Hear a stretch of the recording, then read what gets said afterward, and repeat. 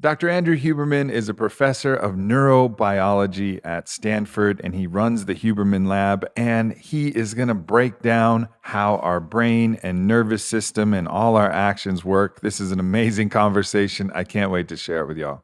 This episode is brought to you by Zen Solar, zensolar.com, by Vivo Barefoot, vivobarefoot.com/amp, and as always, onit.com/Aubrey. Getting into this conversation with Andrew Huberman was beautiful because there's all these philosophical, psychological ideas that I've come to know through all of my reading, all of my research, everything I've experienced in my life. But he knows exactly what's happening in the brain and gives tools to go in through the nervous system to influence your mental state and emotions by actually taking care of the signals and the cues and the ways to modulate your body and your nervous system.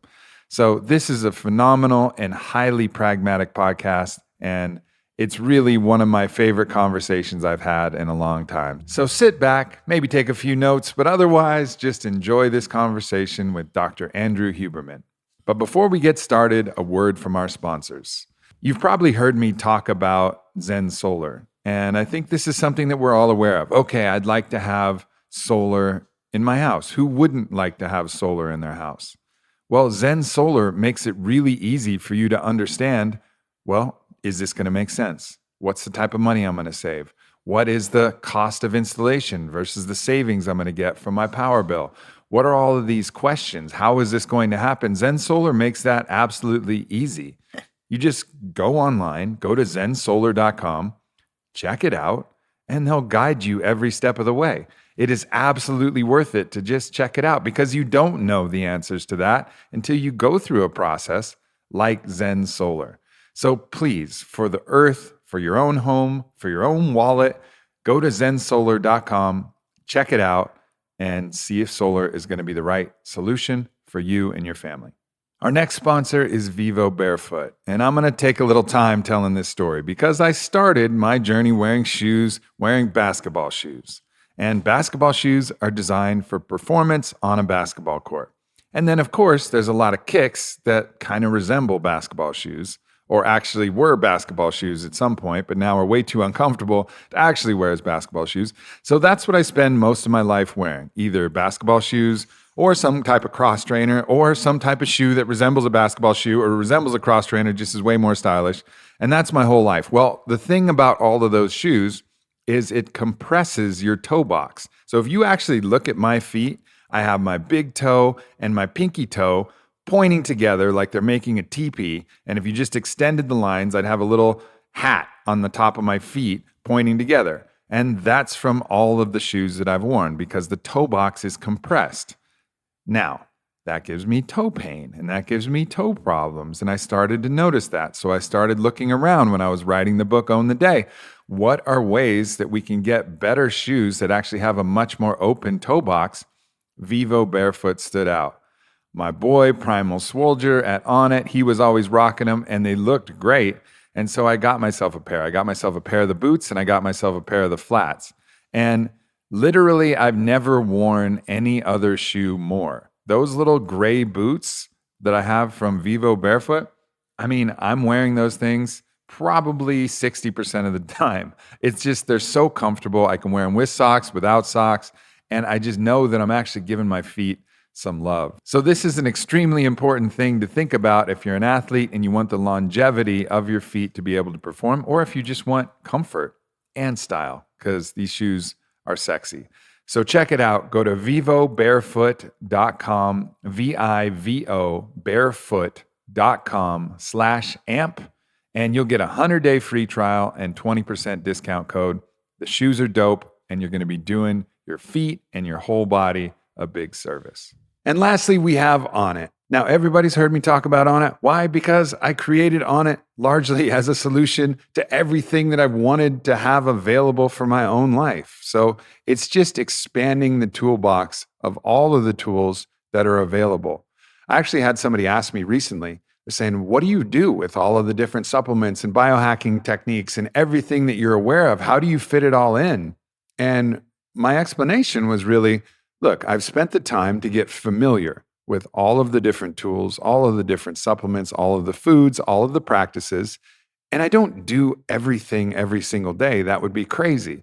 But I know which tool to apply to which situation to bring out the total human optimization that I'm looking for in that given moment. So that's how I do it. And On It is a huge, indelible part of this process for me. And I know it will be for you. So check out everything we have on it.com/Aubrey for 10% off always. Once again, ONNIT.com/Aubrey. And now an uninterrupted podcast with Dr. Andrew Huberman.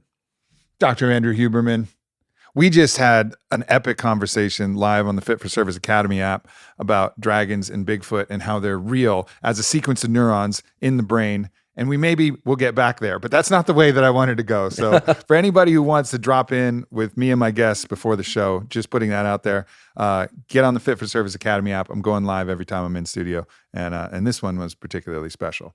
But where I wanted to go is I want to take people on a journey with us here today. And I wanted to get people in the prime condition to receive this podcast in the best way possible. So there's obviously, but from following your work, there's different ways you can prime the nervous system so that you can receive and learn information in the best way. So let's talk about some things that maybe some people will be able to do. Maybe you're driving and can't do all of them, but let's lead people through what we can and talk about the rest, about how somebody who wants to go into this podcast and get the most out of it, what they could start doing to actually get themselves in a prime condition to receive what we're about to share. Great. Well, first of all, great to be here. Thank you. It's been a long time coming, and it's a real pleasure. So I think one of the most fundamental aspects to our biology, not just our brain, but our body, is our level of alertness or calmness. You hear all this language around parasympathetic nervous system is rest and digest, and sympathetic is fight and flight. I like alertness, calmness, because we can just move away from a bunch of fancy language. It's there for people if they want to look it up, but it's not necessary. So I think that one of the most important questions that we should all ask ourselves anytime we want to learn, or we want to relax, or we want to sleep, or we're in a situation where we need to receive hard information, whatever it is ask ourselves, where are we on this continuum of alertness and sleep? So when we're fast asleep, we actually can learn in sleep. We could talk about that if you want. There's some really cool stuff about. Man, that could have saved me a lot of time. But basically, we learn best when we are focused and alert, but not too stressed. And then when we cycle that with periods of deep rest, and not just sleep, but when we go into states of, they can be shallow naps, it can be meditation, but really it's going into a state of what is most easily thought of as wordlessness. Mm. So I would say, as people listen to all the words coming through the airways on this, or they watch this, once they get to a point where they feel like, okay, that's a lot of information, it might be dense, or I just want to consolidate that or get the most out of it, it's fine to just go into a state of wordlessness, pause it, just let your mind drift for a little bit. And then the mind likes to focus back on things. It likes to focus on and off things.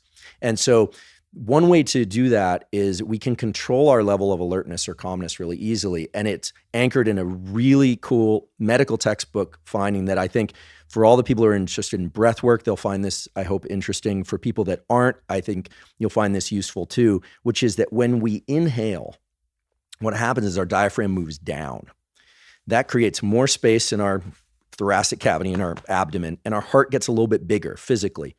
Blood flows a little bit slower through there because it's bigger. It's just like a bigger pipe. So whatever blood is in there is moving a little slower. And there's some neurons in there called the sinoatrial node. They send a signal to the brain, says, wait, blood's flowing slow. The brain sends a signal right back to the heart and speeds the heart up. Okay, so what that means is anytime we inhale, every inhale we ever take, we're speeding the heart up a little bit. So it's like an accelerator. Mm. So if you want to be more alert, like let's say you feel like you want to be more alert for whatever reason, you can make your inhales longer or more vigorous.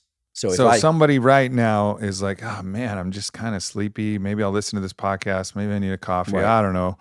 Then do 10 prioritizing breaths. The inhales would be the way to go. Yeah, do 10 breaths where the inhales are longer than the exhales, and you will naturally wake up the alertness system of your brain and body. And this is literally a relationship between the diaphragm, the heart, and the brain, and back again. And the opposite is That's also very much like Tumo breathing or the Wim Hof method, exactly. right? So because what he teaches is deep inhale, fully in, right, that's right, and then just let it fall out, and then let it fall out. And when people do it like heavy exhales, they're kind of balancing it in the way that wouldn't be like classic Wim Hof or classic Tumo. Right. Which is a mistake that I think a lot of people make when they're trying to do the Wim Hof is they'll go right. Because it gives you that high. When you blow off a lot of air, does two things. One is you blow off a lot of carbon dioxide, which gives you greater capacity for long breath holds, which people kind of get into the competitiveness with themselves around breath holds. So Wim Hof or Tumo, right, 25 or 30 breaths, like you said, you're supposed to inhale and then let it fall out. If you really push the exhales, then on the breath holds, you can go twice as long because the impulse to breathe is controlled by a set of neurons that detect carbon dioxide. So when you exhale a lot, you don't have the same impulse. You can sit for a long time. This is why doing it near water in water is bad. People have died doing it that way. Shallow water blackout. Shallow water blackout, because you don't feel the impulse to breathe. So if the other thing is when you exhale, it's the opposite situation. It's pretty cool. When you exhale, the diaphragm moves up in your body. The lungs go, and this whole space kind of gets compact. The heart's smaller. Blood moves more quickly. That sends a signal via neurons called the sinoatrial node up to the brain, and the brain sends a signal back really fast to slow the heart down. So this is why inhales make you more alert and exhales slow you down and calm you down. And this is why things like yoga nidra or breathing of the like 2 in, hold for 2, 7 out, those will tend to make you sleepy.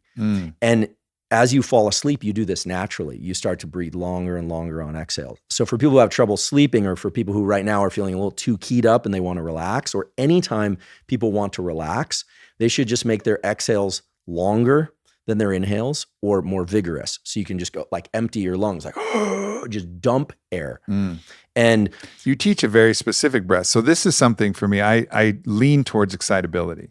And when I'm trying to, do a podcast, I got it on 2x speed, and I'm trying to do other things. Well, then I forget what I'm like.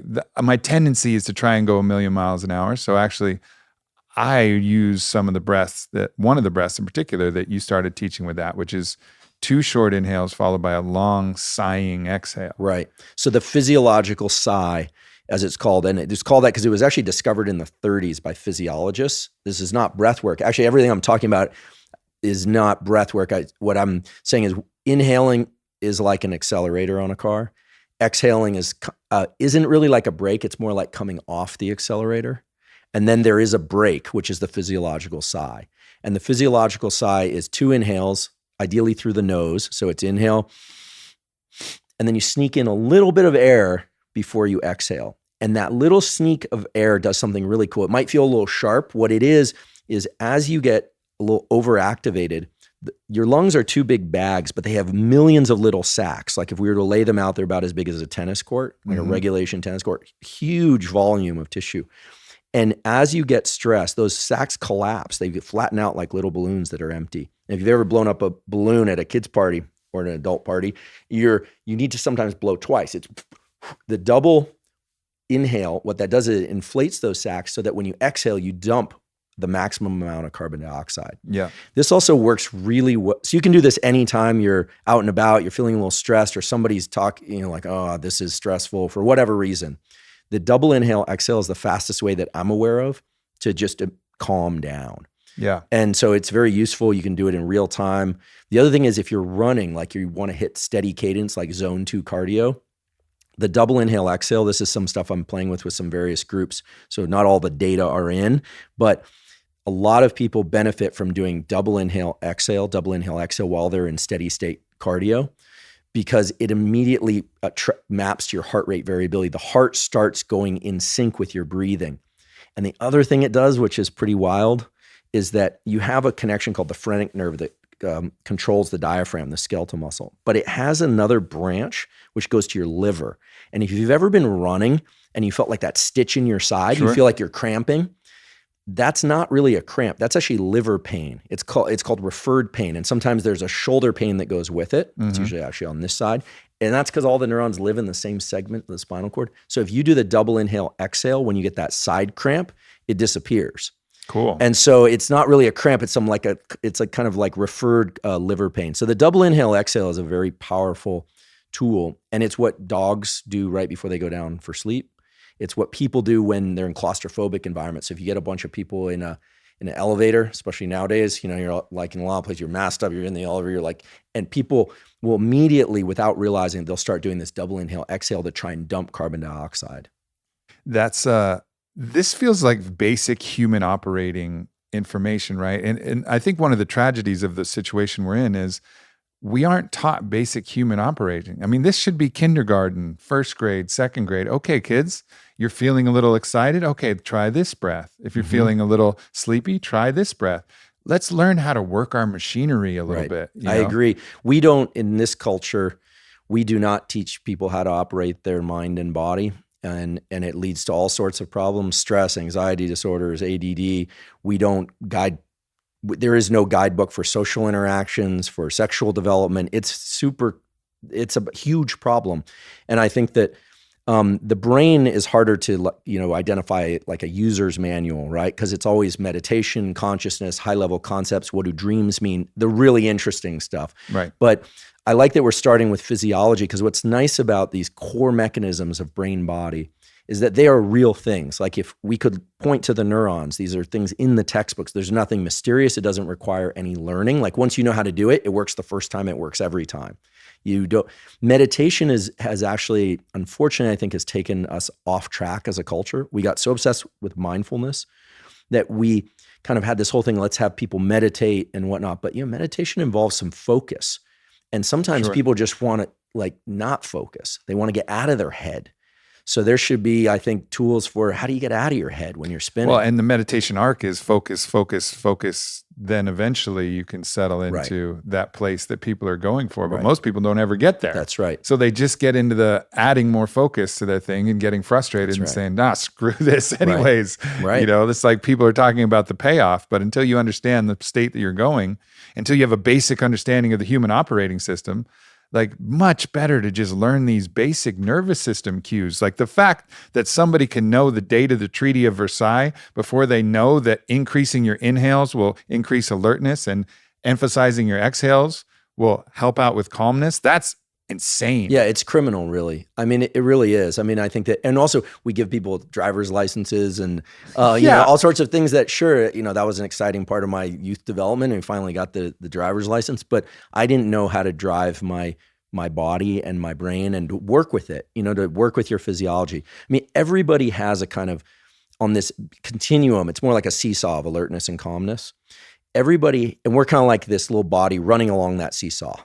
And at night is when we just kind of lay down next to the seesaw and just kind of let that all be, and dreams let the seesaw do its thing. But we don't learn how to do this. And, as a kid growing up, I mean, you see the huge range. I saw the huge range. I tend to be a little bit more on the activated side. People are probably picking up on that. Even with caffeine, I tend to talk a little fast. Some people are a little mellower. They're like my bulldog or or our friend Kyle, right? Yeah. He's got a huge energy output, physical energy output. That's clear. I've never trained with him, but that's clear. He can, get after it. But he's, some people are more like that. You seem very calm. A lot of times how we feel inside isn't how people perceive us on the outside.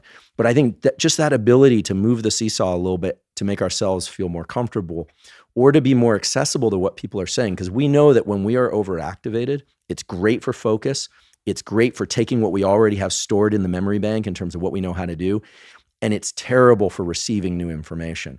We need to be in that sweet spot of like a little bit on the calmer, more relaxed side to be open. And I mean, I don't want to overinflate the value of these tools, but a lot of what I see today in terms of problems of like in-group, out-group, or us against them or them against us kind of stuff is because people are just too keyed up. Right. They're not in a position to hear anything except their own thoughts and beliefs. Yeah, they're not in that what you would classically, archetypically call the feminine state of receiving, which requires a state of to be in receiving or listening. For any of us who know, when we get too amped up and too hyper, we just can't wait to talk. Yeah. We're not even hearing. We're just waiting for the pause. We're detecting the pause in the dialogue that somebody else is spewing at us. Like, yes, yes, yes, yes. Now let me tell you about me. And then it's in that queued up state. But that's a nervous system function. And I think it's such a key lesson. And then, for our sake, for the start of this, I think you summed it up there. What we want when we're here to learn and we're here. We want to find that sweet spot, Mm-hmm. of enough attention to really focus, but not so much that we're going to be so excited we're going to be thinking about a bunch of other things, but drop into that equilibrium, that Mm-hmm. equanimity state Mm-hmm. right there in the middle. So, and then using these breaths wherever you are, at home now or listening, like go for it. Mm-hmm. Like do whatever it doesn't even take that much. I mean, I talk about it in my book, Own the Day. There was a Japanese study, 6 deep breaths without even the focus on, just deep breaths, changed blood pressure, changed brain state. Yeah. Like it doesn't take forever. Maybe it's not 1 breath, but by 6, and you're making changes. And people can, repeat this 2 or 3 times to get into that clear, calm, and focused state. Right. And that's going to differ by what's going on in people's lives. It's going to differ by way of what they're doing in the moment, and there's been so much focus on breath work for the kind of peak experience stuff like Wim Hof, Tumo, Kundalini, which is really of value. I mean, it takes you, that's the opposite. That's more like training your own stress threshold. It's more like the ice bath. It's like throw yourself into a state and then try and calm yourself with all that adrenaline in your body. Because when you breathe really fast and deep, adrenaline is released in the body and there's that impulse to move. And when you sit there and you deliberately, dilate your gaze and calm yourself down, what you're doing is a form of stress inoculation. It's just that, as my colleague at Stanford, David Spiegel, says, he's a medically trained, serious scientist hypnotist. He uses it for pain management and breast cancer and all this stuff. He says it's not just about the state you're in, but how you got there and whether or not you had anything to do with it. And that's the other thing. Kids don't learn to direct their own state. They don't know they can do it. And so agency, autonomy, sovereignty of our own emotional state, rather than the world constantly doing something to us, we can say, okay, world, I see you and I meet you. Oh, you're going to push these chips in? I call and I raise you with my breath to actually control the situation, and I'll win the pot of the moment that I'm trying to actually navigate. And absolutely. And we give people all these mantras about resilience and mindfulness, and these are powerful terms. What we tell people, just do it. But what we don't do is give them tools to access these states more readily. And for people that are lucky enough to have the time or come into contact with people that help guide them down a path, like they get some crucible experience early in life where they go, wow, I felt like I was very close to death or close to panic and I recovered myself. It's powerful, but you don't want to have to die. You don't want people putting themselves into harm's way in order to achieve these things. And it's really quite simple. And I also sometimes like to play with the idea that other animals may actually do this and we don't. I mean, I don't know whether or not mother eagles like ask the little eagles like, hey, you feel like jumping out of the nest right now? I'm pretty sure that levels of fear are really high. So they like push them out and those things, and they have to do it in the experience. Sure. There is something kind of interesting about sex and reproduction itself, just from a purely biological standpoint, is it goes through this full arc of this seesaw. And I think this is also just textbook physiology, which is that the arousal response, regardless of what someone's chromosomes are, XXXY, doesn't matter. The arousal response involves being in a state of calm to calm and alert, not too alert, right? Because the so-called parasympathetic nervous system actually creates the arousal response that makes males and females able and receptive to have sex, to reproduce, of all species. That's why if you're really nervous about your sexual encounter and your adrenaline's high and your heart rate's at about 100, especially if you're, if you're male, if you have a phallus and you're actually trying to get engorged, that's a difficult spot to be in. Yeah, it's a difficult spot to be in with your BPMs at 120 if you're trying to actually operate in the bedroom. You can ramp up to that at a certain point, but... Right. This is why people who take drugs like amphetamine and cocaine, there are a bunch of sexual side effects associated with that, right? Yeah. Because they're just in too high levels of autonomic activation. So like the most fundamental thing of any species is to make more of itself. Okay. I mean, in age appropriate consensual ways, but every species from a moth to a human, there's more biological machinery devoted to that than to anything else, because that's what biological organisms want to do. Even bacteria, that's what they want to do. Viruses don't have a mind, but that's what they're trying to do, is reproduce. So they infect things and they reproduce inside the genomes of those things. So it's so interesting that in every species, from a mouse to a human, there's this process of reproduction that's almost like a test for being able to maneuver along this seesaw. The arousal response is dependent on a certain level of relaxation, but also alertness. You can't be completely asleep. Okay. Then there's the actual physical act of sex involves some motor control and output. There are actually neurons in the spinal cord that control all that. And then it's very interesting that orgasm is actually a heightened stress response. It's controlled by neurons in the sympathetic nervous system, meaning neurons that are the same neurons that are associated with the stress response. And then there's a rebound relaxation response afterwards, which is set by this hormone prolactin. Now, why am I going through this? Is kind of like biology of reproduction 101. The reason is it's interesting. It's a test of two organisms to be able to coordinate their levels of arousal, meaning low to moderate levels of arousal, then high levels of arousal, and then low level arousal again. And that low level of arousal afterwards, the kind of like calm and sleepiness and mellowness that occurs after, that is thought to be, I don't know, because I wasn't here at the design phase, but no one consulted me. I wasn't involved in designing these circuits. It's just how they work. But that calm afterwards is thought to be in order to exchange pheromones and for pair bonding. Yeah. Because in some species, like very polygamous I'm sure oxytocin is flooded at that point. Flooded in males and females, Yeah. prolactin and oxytocin. So all this is to say that our the most core feature of our biology is to make more of ourselves. And I'm not saying everyone should run out and have children. I don't have children, so how could I say that? But the practicing has virtue. Practicing has virtue.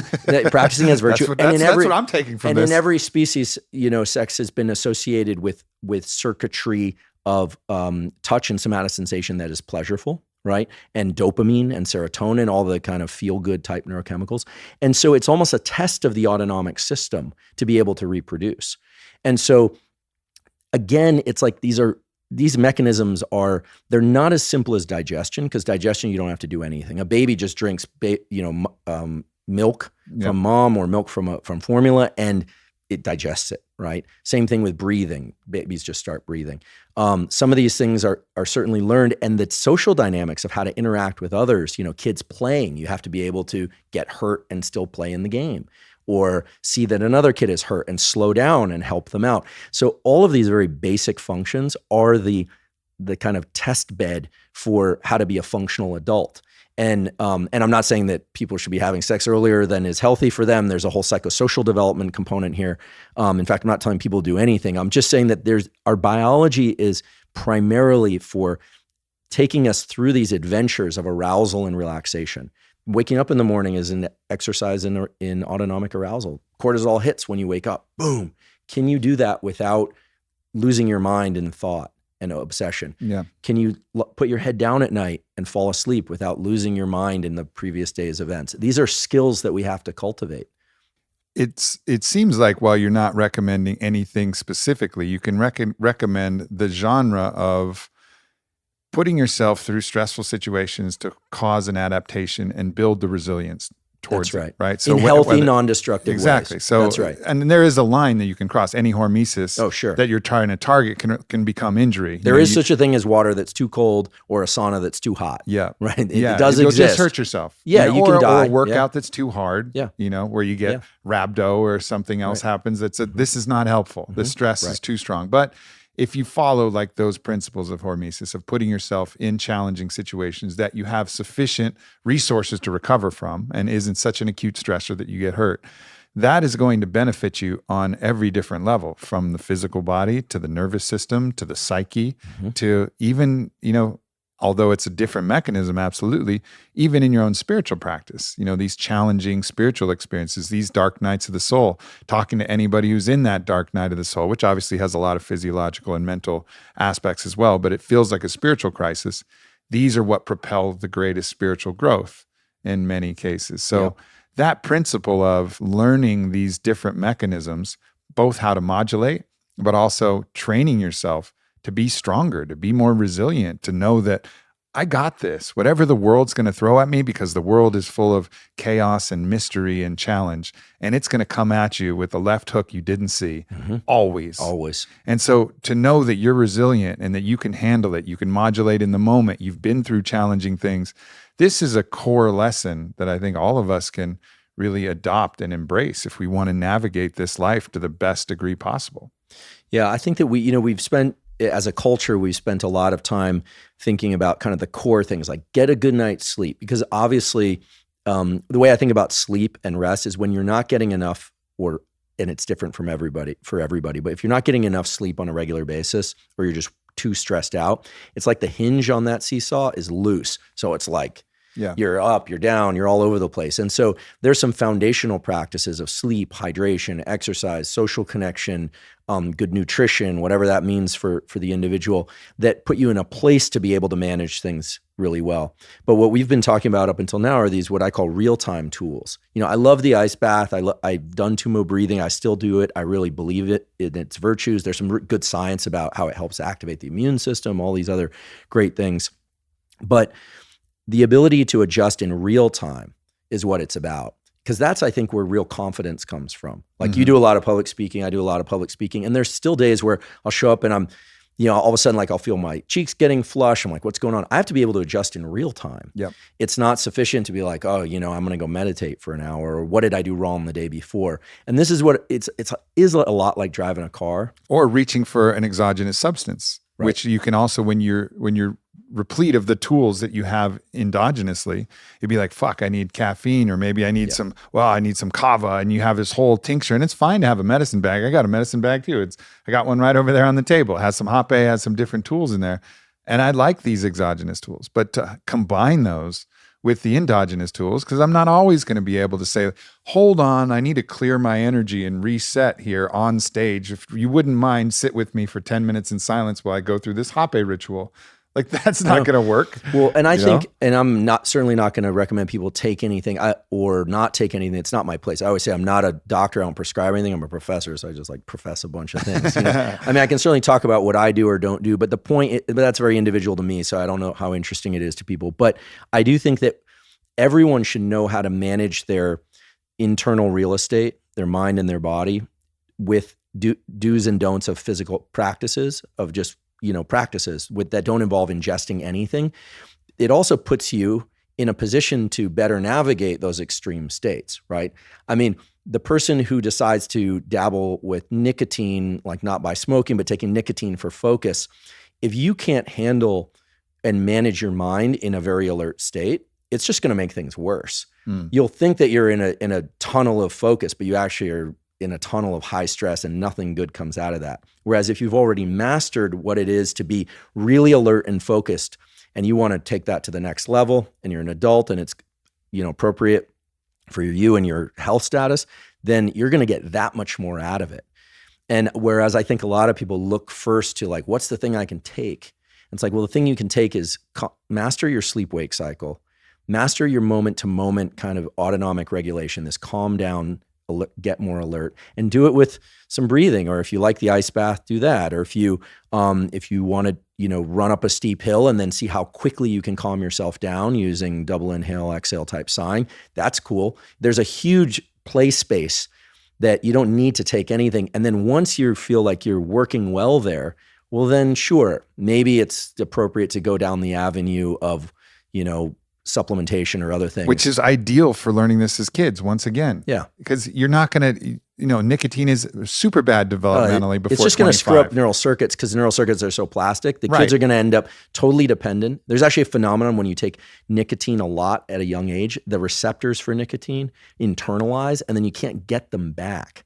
It's hard to get them activated. A thought came to mind. I'm sorry, I interrupted. I did this thing, but I didn't grow up riding motorcycles. I don't ride motorcycles. But if you ever see these kids that ride motocross, you ever see these, like I'll see Instagram posts, these little tiny kids riding these little mini bikes when they're little, and then they get older and then they're like supercross riders. Right. Whatever's going on there, or I grew up in kind of skateboarding culture, that mini motocross world seems to understand a principle, which is you don't give a little kid a big bike. They can't manage it. That you teach them to manage a bike, a larger bike, a larger bike, a larger bike. And then eventually they're doing all this incredible stuff. And I think we need to adopt the same kind of view of our bodies. Yeah. And I know you've talked about this before on previous podcasts and a bit in your book and other teachings, but in these small tribal cultures where humans evolved, there was a passage down. We knew more or less what was appropriate for exposure at a given developmental stage, and we were able to hand that down. And now it's just kind of like it all comes in at once through this fire hose of the internet. And I love the internet, but there are no filters on it. So you get it all. Yeah. Like kids are seeing, porn really young. And so that's a fire hose of information. That's the first time in human history ever. The first porn you should see, like if you're going to follow this, like it should be a Playboy magazine with pages. Like if you're going to follow this same idea. And kids now are exposed but that's the way it was when I was a kid. Like, oh shit, Johnny got a Playboy, and it's like, damn, okay, you keep it this week, and it was I'll like keep, it was the secret library. It was the secret library. Yeah, there were some kids you in ride my on area. your bikes, and you're like, Oh, are you goodness. gonna bring the thing? You're like, no, I wanted like another 2 days. Like, oh, come on, man. Yeah, this is bringing back memories because there would be a kid who would like stash. There's always been these secret libraries in suburbia where kids would stash things for other kids to go see. Nowadays, it's all coming in through the internet, and there's no filter, and so there also were no other people to kind of digest this information with. It's like, it's a real problem. I mean, so. The porn thing is it's such a concern because of what it means at a sensory level, at a chemical level. And I'm not, I am not here to regulate other people's behavior, but it seems to me that it's like and here I don't ride motorcycles, so I'll get this wrong, but it's like a 350cc bike, for someone that doesn't know, for a 10-year-old, for a little kid, right? And it's 100%. It's not only inappropriate, it's dangerous. It's hard enough to ride the porn bike as a grown-ass man.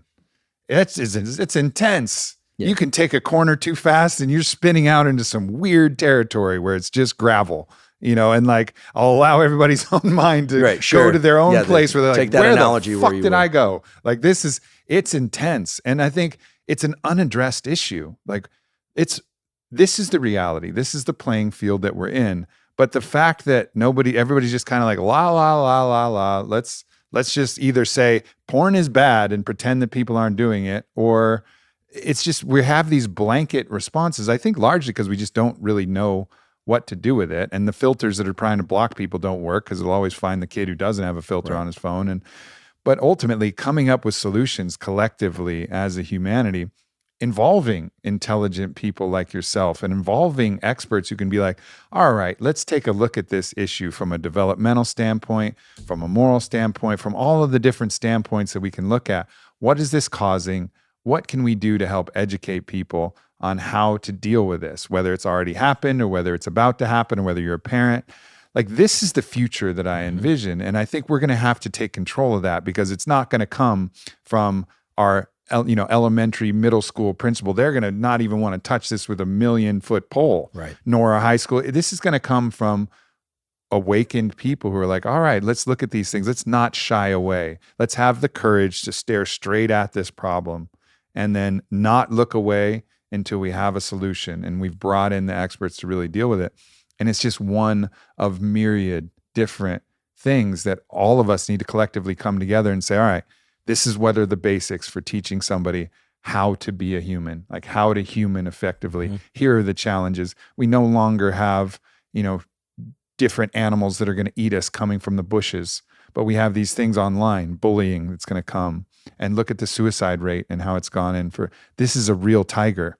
There's real tigers out there on social media platforms, both sexual predators and, peer bullies. And then there's these different exposures that are far more extreme than what people should be looking at, whether it's images of people dying or whether it's images of, sexual material. These things like, all right, these are the tigers now. So let's prepare our generation and ourselves, Let's not say that we're all good. Well, because growing up now, I can't even imagine what it's like. The young brain is so plastic. It's also better equipped to handle things. Like I have a 14-year-old niece, and she was saying, everyone talks to us about the phone and how the phone's so terrible, but they grew up with the phone. So I'm 45, so I was able to adopt it, but it's part of their being. Actually, there's actually some reason to believe that we always know where our phone is, that the phone, actually, we might actually have brain space devoted specifically to the map of where our phone is, which is just crazy to think about. But also, the phone is almost like another brain area in that it's a memory store. Yeah. It has a lot of information about us. And I don't look at it all as being terrible and bad. I think of it as, the way you're laying it out is exactly the way I think about it, which is, this is the reality. We can't hide we need to, it's not even about shining light into dark corners. This stuff is out in the open now, and we can't keep the blinders on. Yeah. And it's tricky, I think, because no one wants to take the high moral ground stance and say, look, I'm going to restrict access to everything, and because then people get upset about personal rights and freedoms, which I can understand. Sure. I don't like my personal rights and freedoms restricted, but then there's a real lack of conceptual leadership. Like, what should a 16-year-old know, more or less? What should they know about themselves and about other people? We can't even agree on that. What should any adult know about 16-year-olds at this stage? And we're in a tricky, but I think an exciting space. I mean, I'm an optimist. I think I get the sense that maybe you feel this way too, that I look at this as a huge realm of possibility. Sure. It's risky, right? Even me as an academic at a big institution, I try and anchor to physiology because I want to remind people I'm a scientist first and foremost, but I care about culture and people and animals. That's what I care about most. And it's tricky to just to stick one's neck out there and say, hey, like, this is an issue we should probably be paying attention to. This dopamine thing, it's not just about amphetamines, cocaine, and all the bad, sinister stuff. I mean, that too, right? Destructive drugs and heroin and all this, that's bad. And so is violence, and of course, and all these terrible things that we all agree are terrible. But there are a lot of other monsters and animals that are being allowed to roam around freely, to stay with your analogy, that are roaming around freely. And then we're kind of shocked that people are getting clawed up and eaten. Mm-hmm. Not to be too overly dramatic about it, but it's time to have the conversation. Yeah. Yeah, I think that's the key here. And it is an exciting time. I mean, we have all of these movies about the Wild West, and there's people rolling around with guns that they were trained in, and an argument over a card game could result in your death. We're not in that world anymore. Times were tough then too. Times were tough. Dysentery. Times were always tough. I mean, viruses and bacteria, they love to infect things, and sexual reproduction has been one way that they have hijacked human behavior in order to continue to propagate themselves. Again, they don't have a mind. Viruses and bacteria don't have a mind. So sexually transmitted diseases were far worse around the turn of not in the last century, but in the early 1900s, far worse. People, syphilis, all this stuff. I mean, fortunately, the rates of those kinds of things are going down. Yeah. Death in childbirth, but now the monsters have changed. The monsters have changed, but there's been a gap. There's been a long lag, and it's interesting we were bringing this up because I didn't know that we were going to end up on this, but it's such an important issue to just be able to look at the hard stuff we think about as darkness, but it's just kind of it's the reality. It's what human beings have created. Yeah. We can't look to the atmosphere or to some alien species that came down and bestowed this on us. We made this situation. Yeah. Talking about hijacking the dopamine system, and we veered a little bit from our story, so of people getting ready to digest this information. So hopefully we're already deep in. So I was listening to Daniel Schmachtenberg, actually talking to him on the phone, and incredibly intelligent guy, and he was talking about how IBM created Deep Blue to face off against Garry Kasparov, the world's great chess master. And it was based on an algorithm to play chess. And I don't know how many, Ryan, if you want to look up what year that was, but whatever, it was a while ago. And they created that, and Kasparov won the first games. They tweaked the algorithm, and then Deep Blue came back and it beat Kasparov, and it was never going to be beaten again by another human being at a certain point. He was talking about how the social media networks have algorithms that are more sophisticated than the algorithms that beat Garry Kasparov, a chess master, at chess. And those algorithms are designed to keep us engaged by hijacking systems like the dopamine system and keeping our attention, right? 97.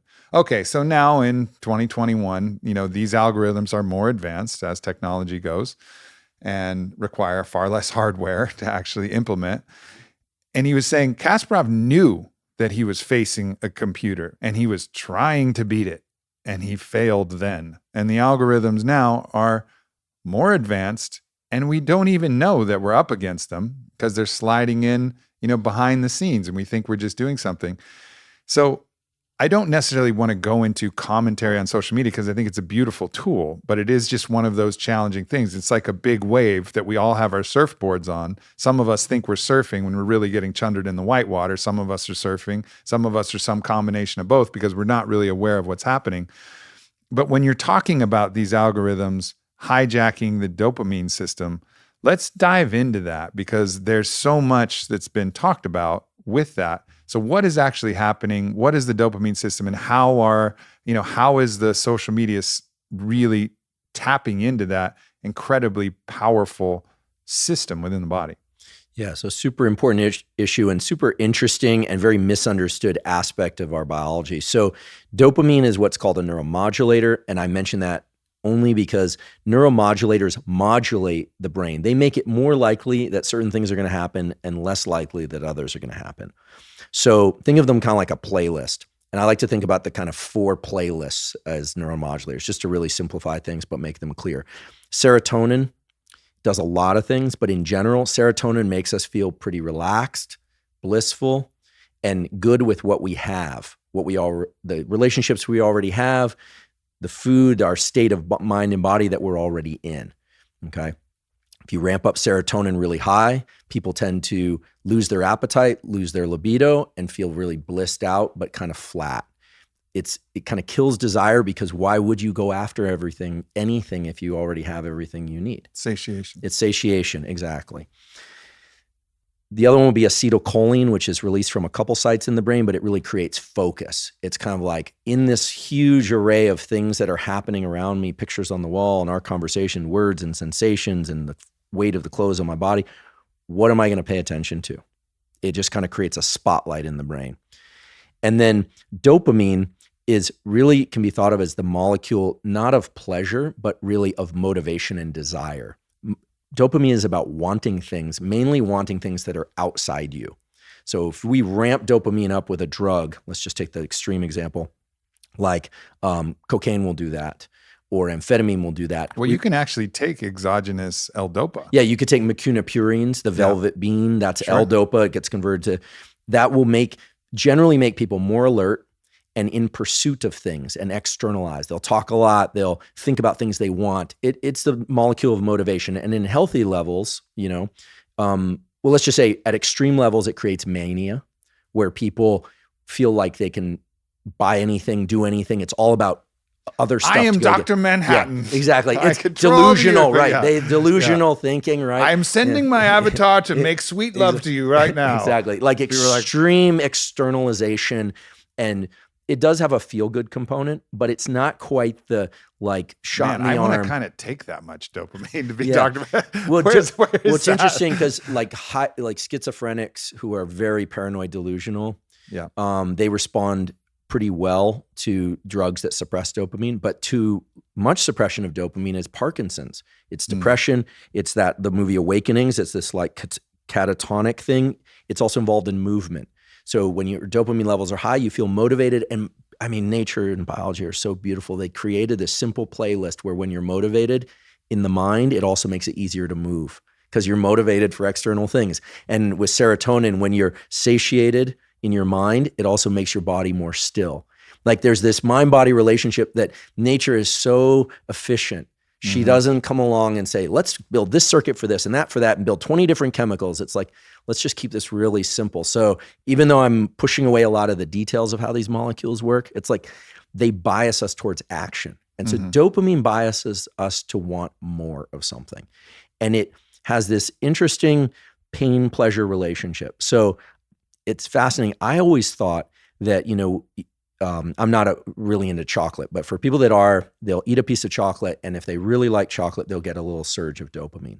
You would think that surge of dopamine, because if it were just pleasure, then you wouldn't want any more. But that surge of dopamine makes you want more chocolate.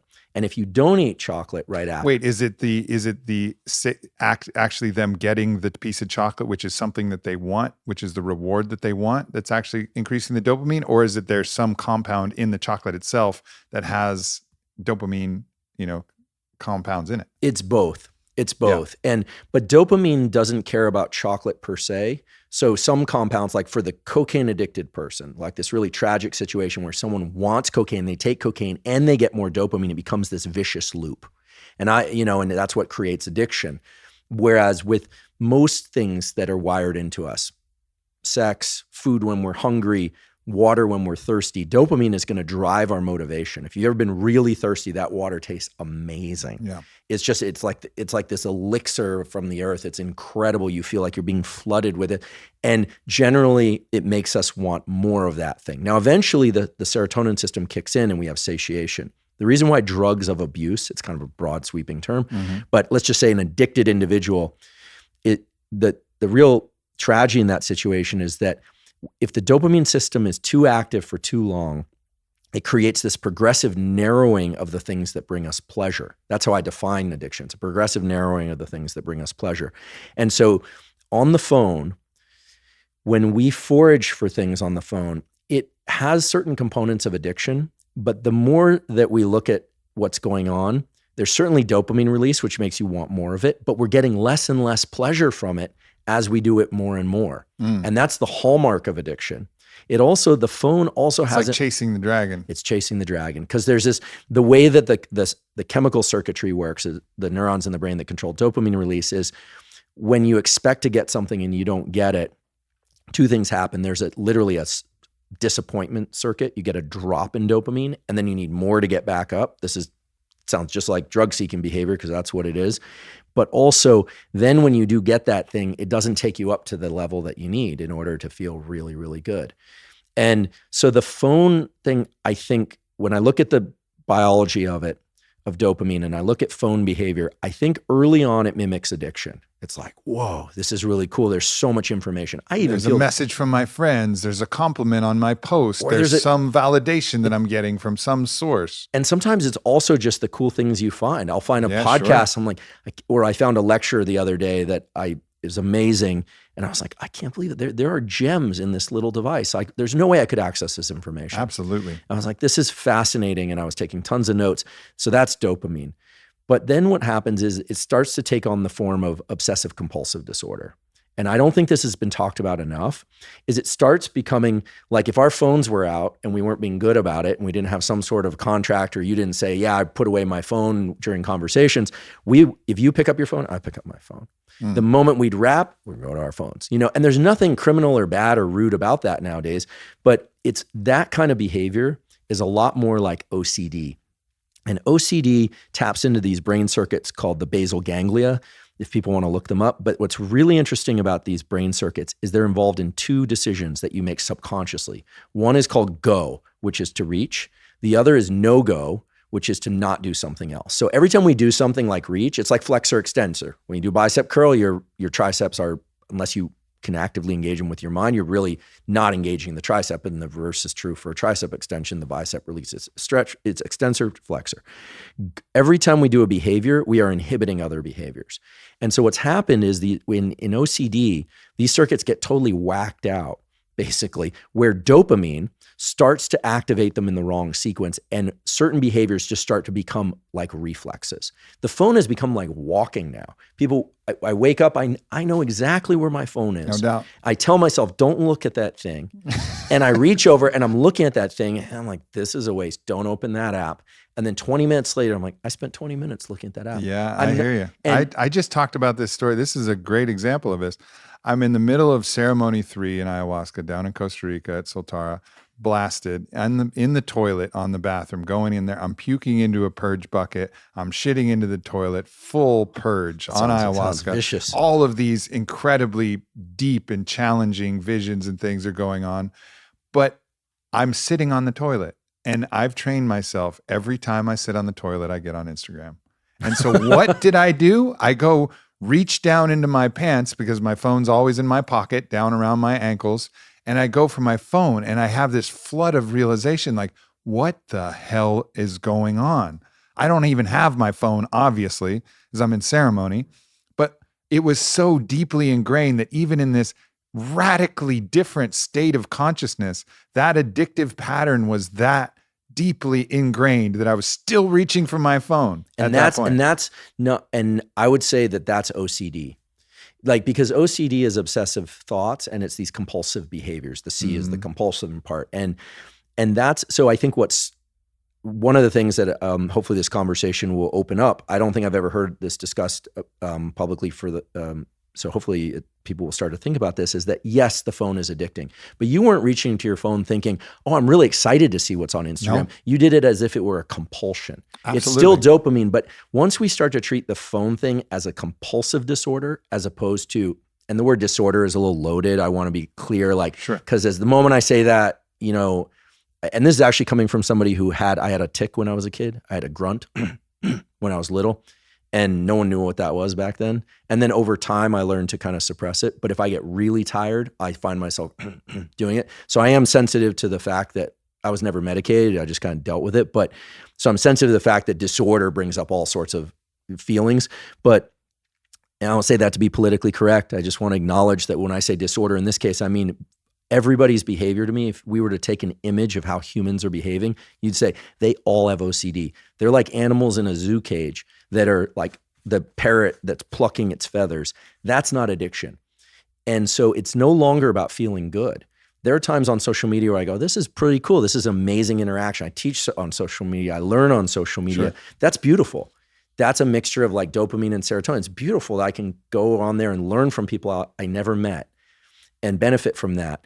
And I think OCD is the problem. We need to break obsessive compulsive disorder in billions of people, or else we're going to end up so far down the tunnel of this thing that, I mean, already people are avoiding other adaptive behaviors.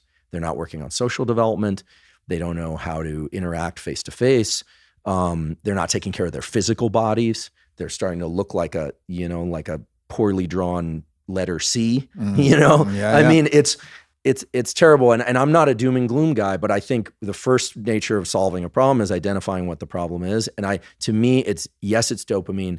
Yes, it starts out as kind of addictive and exciting, but pretty soon it's obsessive compulsive disorder. Yeah, I mean, that makes a lot of sense. And what you're saying about disorder, I think is actually an important conversation in itself. There's a magical line that the DSM or whatever kind of authorities come up with, say, okay, across this line is a disorder and a pathology, and it has a pharmaceutical that you need to take. And before this line, okay, it's normal. But that's not real. Everything is on a spectrum. Right, that's in the book. That's just like it's literally a bunch of people, like the Council of Nicaea that made the Bible, like a bunch of people around like, what do you think about this line? And they're like, who also have their own set of problems. Sure. Right. It's like, let's put the line here. And then all of a sudden, so just understand everything is a spectrum. And so when you're saying this, we all have a certain disorder to a certain degree. We all have trauma to a certain degree. We all have, it's this full spectrum. And to recognize, okay, here I am, and that was clearly a compulsion. It was a thoughtless compulsion. I didn't have any aim for my phone. I went to it. It's the same thing I do in the morning, just like you said.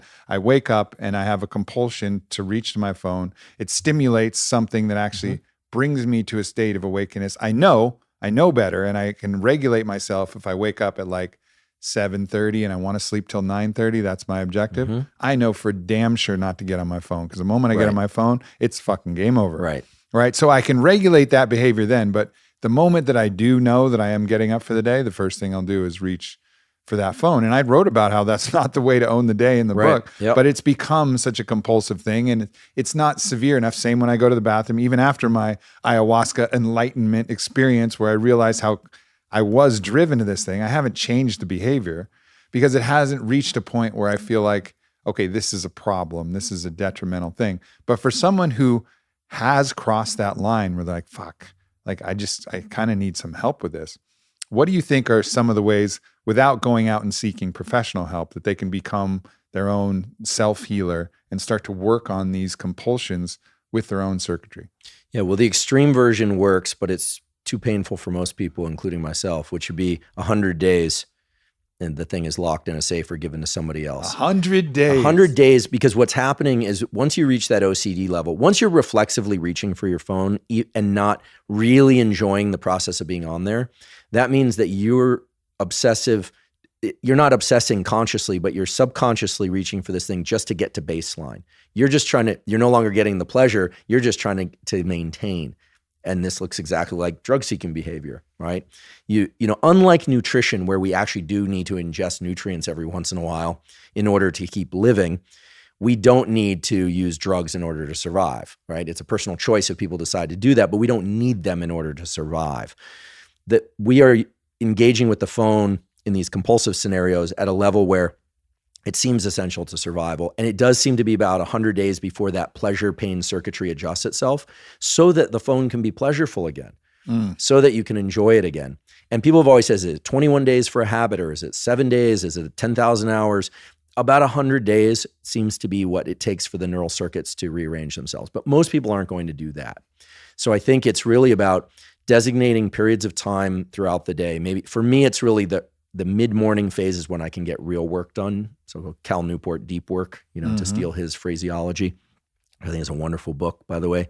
I don't think he's on social media at all. I think social media is great for my purposes and goals. So blocking out 90-minute or 2-hour periods throughout the day where the phone is off. And in my case, I confess I have to sometimes put it in the car or toss it up on the roof. I just find myself go. Yeah, I hear you, man. And then you get the rationalization behavior like, oh, but wait, maybe my dog sitter will call. This is part of my business. Right. This is part of how I reach people. There's an anxiety. I think everyone needs to know that there's an anxiety associated with not being connected to the phone. And that's normal and healthy, but being able to, that's a great stress inoculation, autonomic arousal adjustment practice. I think it's actually called nomophobia.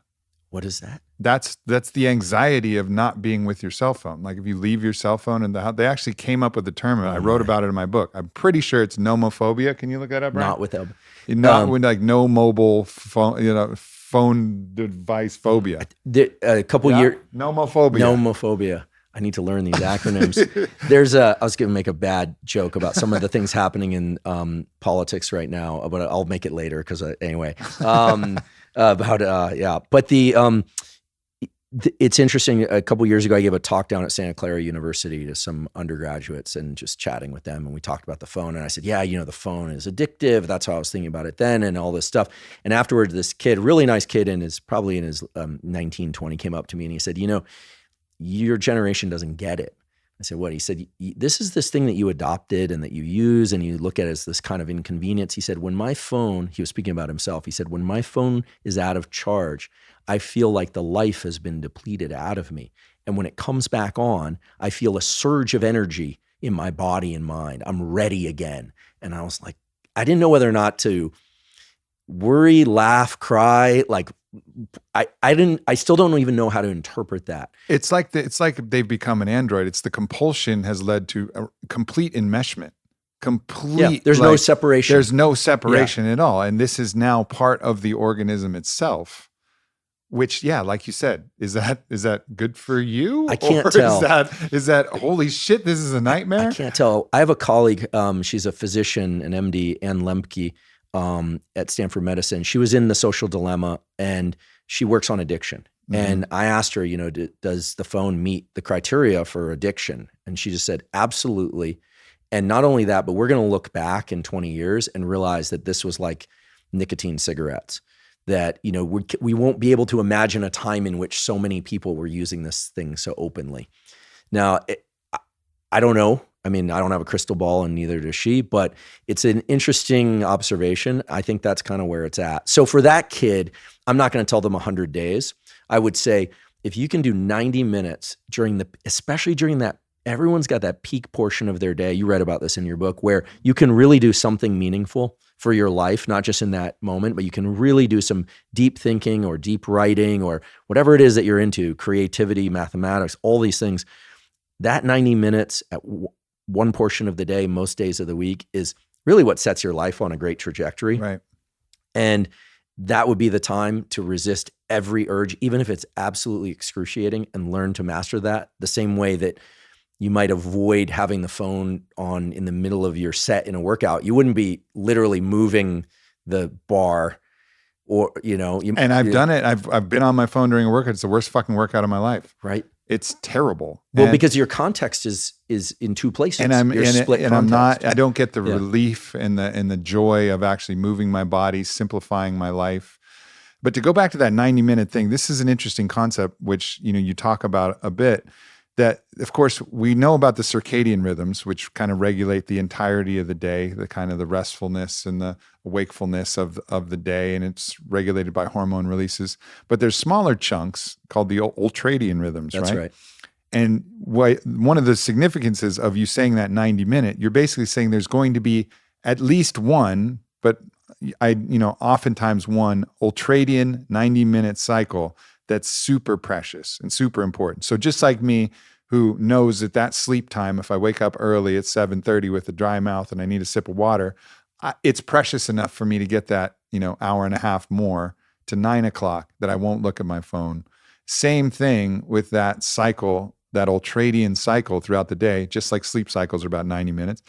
It's precious enough that have that kind of like regulation, internal resistance towards that, just to preserve that thing, because it fucking matters. Right. And if you don't respect it, because it really, it deserves a certain amount of respect. It's baked into our biology, these 90-minute cycles. No one can escape these 90-minute cycles. You go through them during sleep.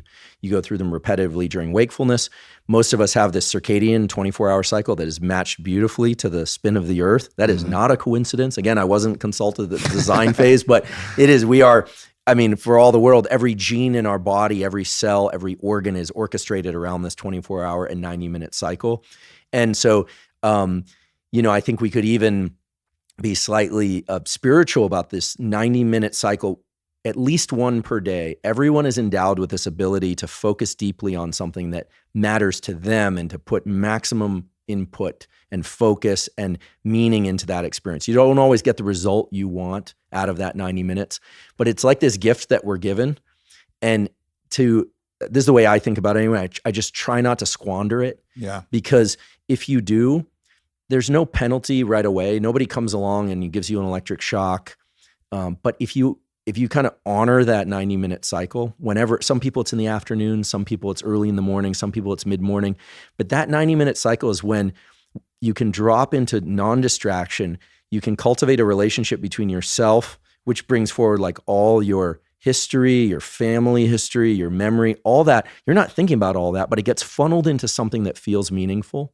And I don't have any scientific language to place on this, but there's something beautiful that emerges from that. And then I can say with certainty that if you repeat that over time, about 5 to 7 days a week, writing, poetry, music, math, I don't care what it is, just thinking deeply, amazing things will come back to you. It's just the way that the universe works. And so that's how I have to set it up in this it's almost like a holy experience for me. Mm-hmm. But what it starts with is completely mundane, normal, and anxious. It's like, oh, I need to do this thing. I need to do this. I get the email. I do this thing. But I shut down the internet. I take the phone. I do indeed sometimes throw it up on the roof. I tell my bulldog Costello, I'm going in, and I truly feel like a nuclear bomb could go off, and I'm not going to go off task. So I want to, and it's hard. Yeah. It's hard. And I don't always succeed. I don't want to give the impression that I'm like, like the David Goggins of focus. Like that's not, but there's something that happens when you start. At first it's anxious. It doesn't feel good. You drop into it. You wonder constantly. You're always going to be ejected from this. Am I doing it right? Am I doing it right? I want to go into and this. And then you get Let me set this up, because this is super important, and I definitely want to go deep here.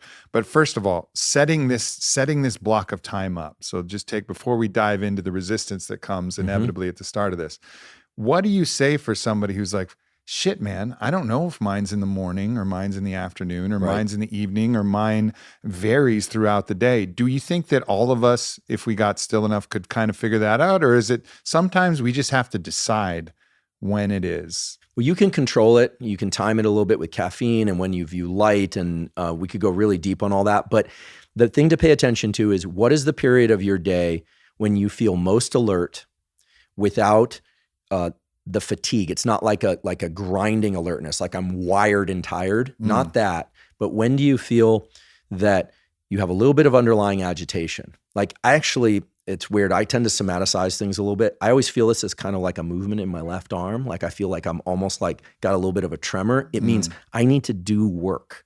In the same way that sometimes if I don't work out for long enough or run, I'm like, I need to move my body. I start to feel a little bit of anxiety. That's, adrenaline, epinephrine, same thing in the body and mind, activate us. And it's not just for stress, it's for that sweet spot of alert and calm. It's priming us for action. And so that means you're starting one of these 90-minute cycles. And so the key then is to clear away the clutter, try and create what I call a sparse asteroid field. It's never going to be open space where it's just you and your activity. That happens once you're in the activity. Right. But you want to create a very sparse asteroid field. And then you settle into the work, and at some point you'll kind of fatigue, and that's the end of the 90-minute cycle. So for me, I can, now that you've explained that a little more clearly, there's a cycle that's available to me after I usually have like a blended drink in the morning, some hot cacao with some, MCT cashew butter, some different things. And I have that as my breakfast thing, and, kind of have a little social moment with wife. But then there's a block right there in the morning. Before lunch. And so there is a really productive block. There's usually another one available sometime in the evening. Sometimes actually later at night, I'll get another one that's really valuable. But all right, beautiful. So I have that. And now I'm thinking, and Ian, who manages my schedule with me he's in the back there. I'm thinking, all right, I'm going to come out of this and I'm going to be like, hey man, like from 10:30 to 12, clearing the asteroids. Right. There's nothing. I'm on full DND. And that I'm going to give myself that space. That's right. That's when you get to evolve. This is the way I would think about it. And every animal, whether or not it's a ferret, a cat, a monkey, or a bat, has a period of time each day when it's like, now's the time to forage for food. Now's the time to keep our species going. Now's the time to interact with, they have social times and sleep times, just like us. But every species, but especially humans, we have this time when we can evolve ourselves. And so I think in all the personal development and wellness stuff, which I have great respect for, frankly. I mean, what better question than for people to ask themselves, how can I be better than I was yesterday? Well, that's a beauty of our neuroses, if you will, to ask ourselves that. But that 90-minute cycle is holy time for that. That's when you get to invest in your own evolution. And to me, I've set it up in this almost like kind of spiritual way, because the day is going to offer plenty of other stuff, email, text messages, stuff you didn't do, taxes that you had to, that's all going to be there. So you really have to carve space around this and make it almost like a religious or spiritual practice. And when one does that regularly, what starts to happen is it just starts to feel so good, because you can know what to expect there. You go, oh, there's the interference, the resistance that, Stephen Pressfield talks about, that there's the frustration, and that brings up something I just feel obligated to say, which is neuroplasticity, the brain learning and getting better and changing. Errors and frustration, that's how the brain knows this is something to pay attention to and make changes around. We've centered so much around the concept of flow that we're going to just drop into this amazing state and everything's going to work. The errors and frustration are our brain saying, wait, what's not working here, so that it can work the next time. And so you can expect friction, and you can also expect periods of flow. It's like having to hack your way through some dense brush to get to the waterfall that you're going to go swimming. And maybe you're going to get to flow. That's the goal of this ultradian cycle, is you're going to get into that flow state of writing. And you do a great job breaking this down. So now I want to get into this resistance point, because even if you mark this time out, even as I do it, and I'm going to do this tomorrow morning, and it's going to be my 10:30 to noon block. Well, I might have a podcast, but we'll start it as soon as I can start it. Sure. So I'm going to block that out. Even me, who's good, written a book and accomplished a lot and has worked through a lot of this, it still comes at the start. When I go to start open, I open that file and it says, master your mind, master your life. And I'm like, shit. And I start to get antsy, and I start to fidget around, and I start to think about excuses of why I shouldn't do it. But if I just sit through it and endure it, something else happens. So talk to us about what Stephen Pressfield would call this capital R resistance. What's happening in the brain? What's happening in the body? And what happens when you push through and actually turn that cycle over? Yeah, so that kind of rumination, or the feeling like I don't know where to start, which is kind of the entry point for half the what used to be bookshelves in the Amazon book department of like how to chunk and how to break things down and the Pomodoro technique, all of that is trying to manage and cope with the fact that what you're experiencing in that moment is a release of norepinephrine from, it's actually really cool. The name of the neurons in the brainstem, it's a beautiful name, is locus ceruleus. It's actually, the neurons actually look blue. Sounds like a Roman general. Yeah, I think it means something. I'm going to get this wrong, but maybe someone will look it up and then correct me in the comments someplace. It's, I think it means blue, and the neurons actually have this dark blue-like thing, I think because of the chemical they make. And it's this wake up signal for the brain. It's like, this is important. Here we go. Like you open that file, and that file it's the symbolism we talked about earlier. That symbol is, this is me, this is my work, this is like, oh my goodness, this is a lot. And I'm just here in my living room and my cats, and there's this huge gap in time and space between where you're at and where you want to be. And the brain recognizes that. It's like if, foraging for food, and there's this huge jungle, and you're like, I think there's a lake on the other side with, you know, food and mates and all this. Like, oh my gosh, how do you do it? Well, the key is just like with the jungle, you just start hacking. The reason is you want to take, not hacking, biohacking, hacking like I meant hacking down plants or gently moving them aside, whatever is required. But the idea is that release of norepinephrine and adrenaline in the brain and body, it's priming you for action. And if you don't take some action, some physical action, it starts to feel overwhelming and confusing. And so we evolved to do intellectual things and have intellectual pursuits, but this system was designed for physical pursuits, to just start moving away brush and just start going, oh no, that's a wall, that's a bunch of rocks. Okay, this way. Oh wait, there's an opening. That's actually when dopamine is released. So I'll explain, dopamine weaves into this in a healthy way.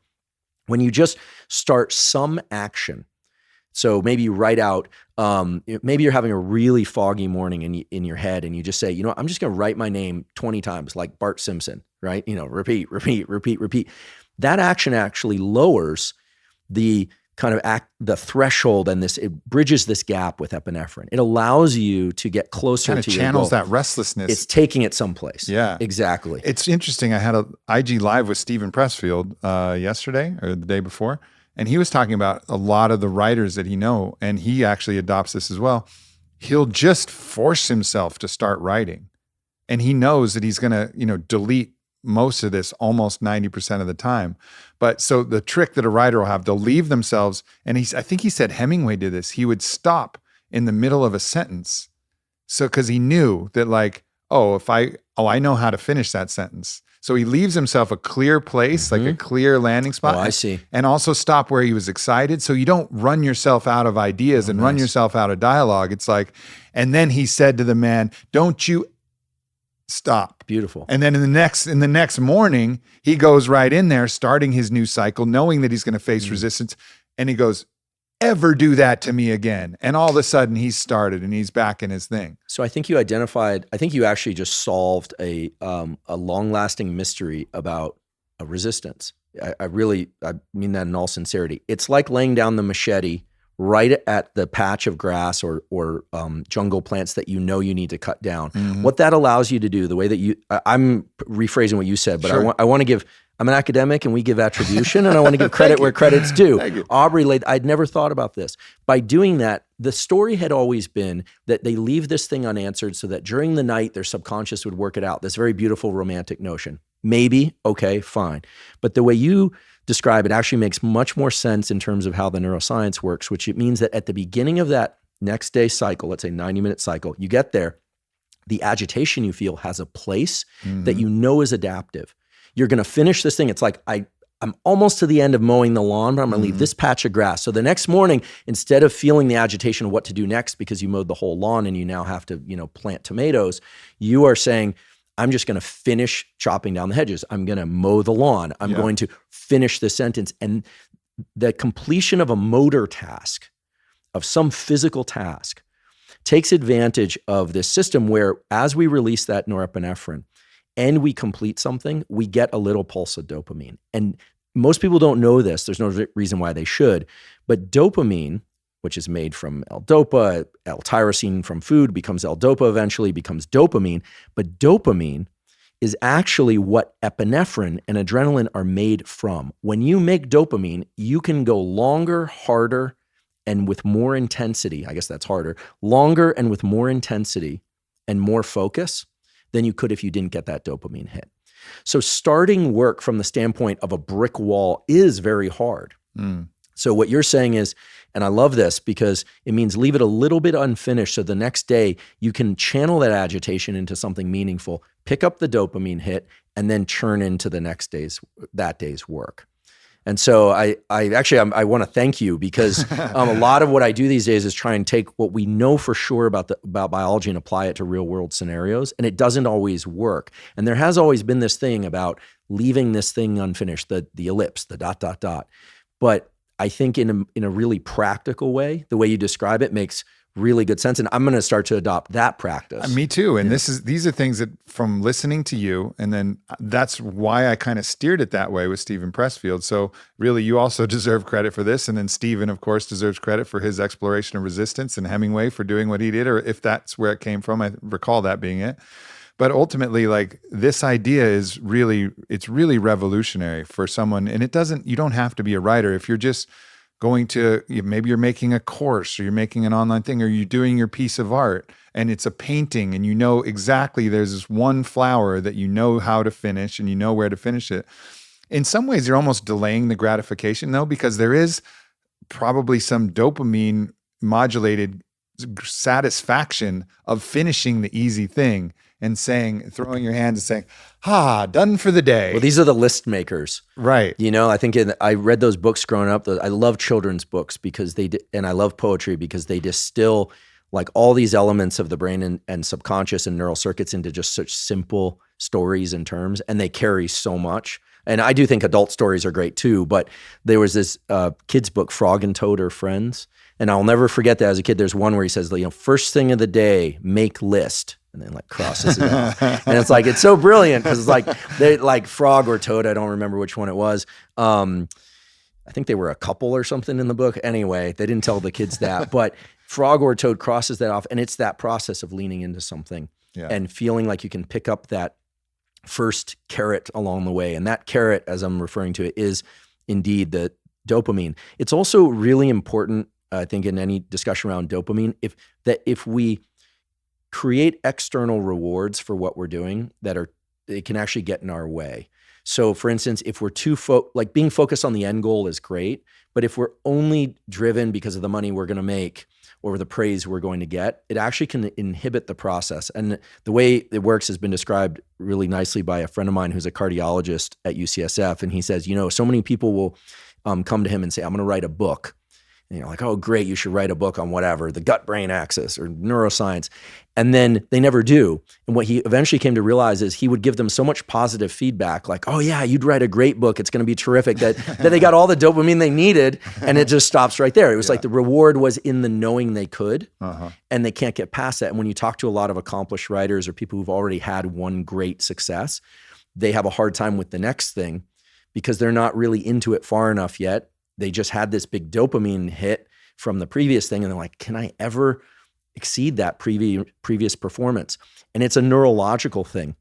And good writers, good creatives, they just know to get right back where they started on the first one, which is it's kind of cool because the nature and the universe don't really allow us any jump to level 9 shortcuts. It changes as we go, but there's always some friction. And I think the friction is always internal. It's rarely that we can't move our hand, we can't type on the keyboard, that we can't walk to the desk. It's all in our heads. And that boggles my mind that we create so many barriers, but those barriers are chemical. And so when we learn to kind of dance with them a little bit better, the way we're talking about, it really can make the process a lot easier. And what's beautiful is that you can talk to someone, and it reminds me of another aspect of the conversation I had with Pressfield. You talk to someone like Pressfield, who is a consummate professional writer. And you talk to someone like Goggins, who has mastered the ability to push through his own physical discomfort and certain fear responses.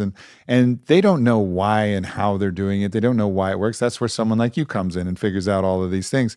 But what you're just describing is probably why Stephen Pressfield says he's always 30% done with the next book before he finishes the book that he's on. He never wants to leave a gap because he says if he goes and finishes one entirely and has to start a new one from scratch after that one is finished, he's afraid he may never start it Right. again. And he very well may never start another one again were he to do that. He knows himself well. I mean, there's so many great quotes out there now and they're so accessible, but if there's one that I think is, at least among the very best ones, is the Oracle, right? Know thyself. It's so simple. And it's like, if you know your own internal weaknesses, you can work with them. And I think he's clearly, he does really deserve the kind of praise and credit for having identified this thing, giving it a name, writing an entire book about the challenge of writing books from a standpoint that people could really relate to. I've never met him, but I'm very impressed by what he's done. You should make that happen for sure. There's a lot of other areas that I want to get in that are really interesting, but I want to start talking about so we've talked about a lot of how the nervous system interacts with the brain. When you start exploring the idea of consciousness, particularly consciousness, and we actually started talking about this before the podcast, consciousness as it seems to be, in my own experience with exploring my own consciousness, it seems to be inexorably connected to a collective consciousness, and how that interacts with the individual self, interacts with the brain, interacts with the physiology, but cannot be fully separated from something that's also infinite and in many ways universal, or at least if not universal, collectivized to a much larger degree. When you start to look at consciousness, for you personally, what kind of comes up when you start to try to explain it or try to fathom it in one of your deep thinking cycles? Yeah, well, these are the big important questions, and I'm glad and I appreciate that you said personally, because I think the first thing that leaps to mind is the discussion around consciousness in the field of neuroscience has been a bit of a trap. There have been a couple of very well-known scientists who are kind of heading into the end of their careers, retirement, where they said a lot of stuff that sounded great, but I'm not sure that it really solved anything. There are theories about specific brain centers that control consciousness. One in particular is called the claustrum. I don't think that's ever really been tested. There are a lot of people who will tell you a lot of things about consciousness, and I just want to be clear that I can only draw from my memory bank of what I know about neuroscience and my own experience, right? The science of consciousness is remarkably weak. I mean, there's no experiment that says this is consciousness. In fact, it's just hard to look at in a reductionist way. So that's good though, I think, because we can put that aside as, what's the lab experiment that would reveal consciousness, because there isn't one, at least not yet. And we can be philosophers. And we can be philosophers a bit. And so with all that said, our brain, in particular our neocortex, this piece on the outside that contains a map of our experience. It's a map of everything that happened to you from probably when you were in the womb until just a moment ago. It's a map of the external world merged with your internal world. So you have some sense of who you are, what your name is, the shape of your body, where your limbs are, how quick you're breathing or how slowly you're breathing. But that's all what we call interoception. It's our experience of our inner world. And then there's everything we see right now, and those are perceptions, sensations, and perceptions. So light and sound and all that stuff impinging on us. Okay, fine. But then we have these things like thoughts and memories. And those are really interesting because thoughts and memories include not just what we're experiencing right now, but things from the past and things from the future. So our experience of life is actually split into 3 different regimes: past, present, and future. Right? There may be other dimensions, but they're just hard to conceive of, and I'm not smart enough to be able to articulate them or even really conceive of them. At least not in this state. So not the state of Texas, but in this state of mind. Yep. So I think we're all on the same page. But space and time is what the brain tries to use and make sense of. So as I'm saying this, I'm drawing from previous experience, and I'm drawing from the present and maybe even the future, my ideas of what might happen next. But I think the really important thing to think about when it comes to a discussion about consciousness is that my map of understanding is not just mine and what I do and what I think, because that map was created from external sources. So other people's maps of experience, in particular primary caregivers early on, whoever that happened to be, and social interactions early on. I carry a map of some of the kids that I grew up with skateboarding when I was like 14, 15. In fact, it goes right back to this symbolism. I'll just think of one. There's a guy, I think he runs the team for Adidas skateboarding. Like the nicest guy I ever met when I was a young kid, just kind of feral, was this kid, Carl Watson. He's a great skateboarder. Carl's amazing. Anyone from the skateboarding community knows this kid. He's just I met him for the first time. He had an amazing spirit and energy, great skateboarder, super guy, dad, all this stuff nowadays. So I internalized some concept of him. He's safe. He's my friend. I trust him. I like him. I carry that with me, even though I didn't think about him again until about a year ago when I ran into him in Oakland. And now I see him on social media. So I could say, well, my map of experience and consciousness and this one individual that I'm selecting, Carl, that's my world, my experience. But I internalized some concept and symbol of him. So like we're connected through neurology, even though I have no idea what he's doing right now. Mm-hmm. We're connected because I carry a concept and a way of being that includes him, right? And the like jerk kid that, like said something to me that I'm like still ruminating about 40 years later, right? That's really my issue, right? So we carry everything with us. And, I think the deep work for all of us is to in order to be sane, healthy individuals, we have to be able to separate out past, present, and future. If we can't do that, it's important to merge them, but we have to know if we are pulling from the past, pulling from the future, or fully present, or some combination, because it's often a combination. But we also, I think, have to acknowledge that the way that we see things, the way that we view the world and what we believe is not just our own experience, and we're impacting other people's experience. And so if this is sounding really abstract, what I mean is that we are walking around in these casings of bodies and brains in this hard thing we call a skull. But those things are modulating each other. And people love to ask me the kind of new agey questions about like energy and spirituality. And I often don't go there, but this is something that we know. My maps of experience are partially what I wanted them to be and decide, but other people embedded things in me. And I think the work of being a human being is in part, because you can't spend all your time on this, but is in part sorting out what's mine and I really love and adore and hate, and how much of it is really self-created, how much of it is because I'm not doing the deep work of flying through space and time and sorting it out, or in some cases, people are spending too much time doing that and they're not getting back into the world and affecting the other members of their species. So, it's hard work being a human because you got to do the 90-minute cycles, the breathing, the sleep, the nutrition, the exercise, and the deep work.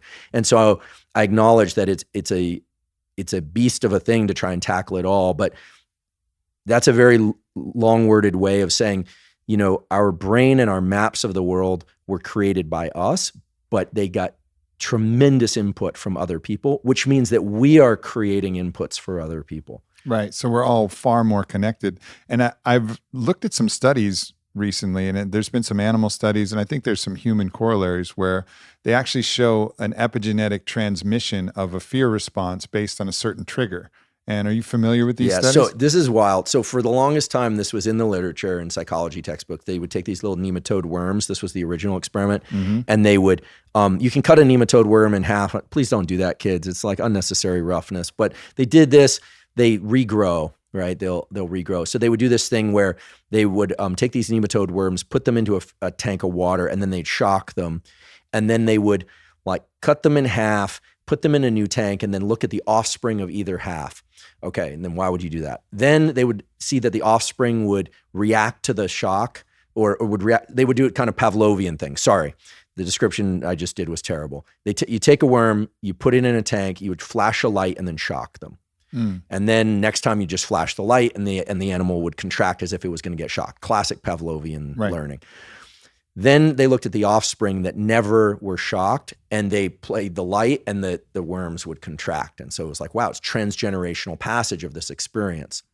But there were all sorts of problems of like how you could sort that out. So they did experiments where they would cut the worms in half, same worm, give them two different conditions. So same worm would grow into two different worms, two different conditions. One, they get the shock, one they don't. Same gene, genetics. Same everything. Yeah, so it has to be That's epigenetic right. That's right. And I described it very poorly before, so forgive me.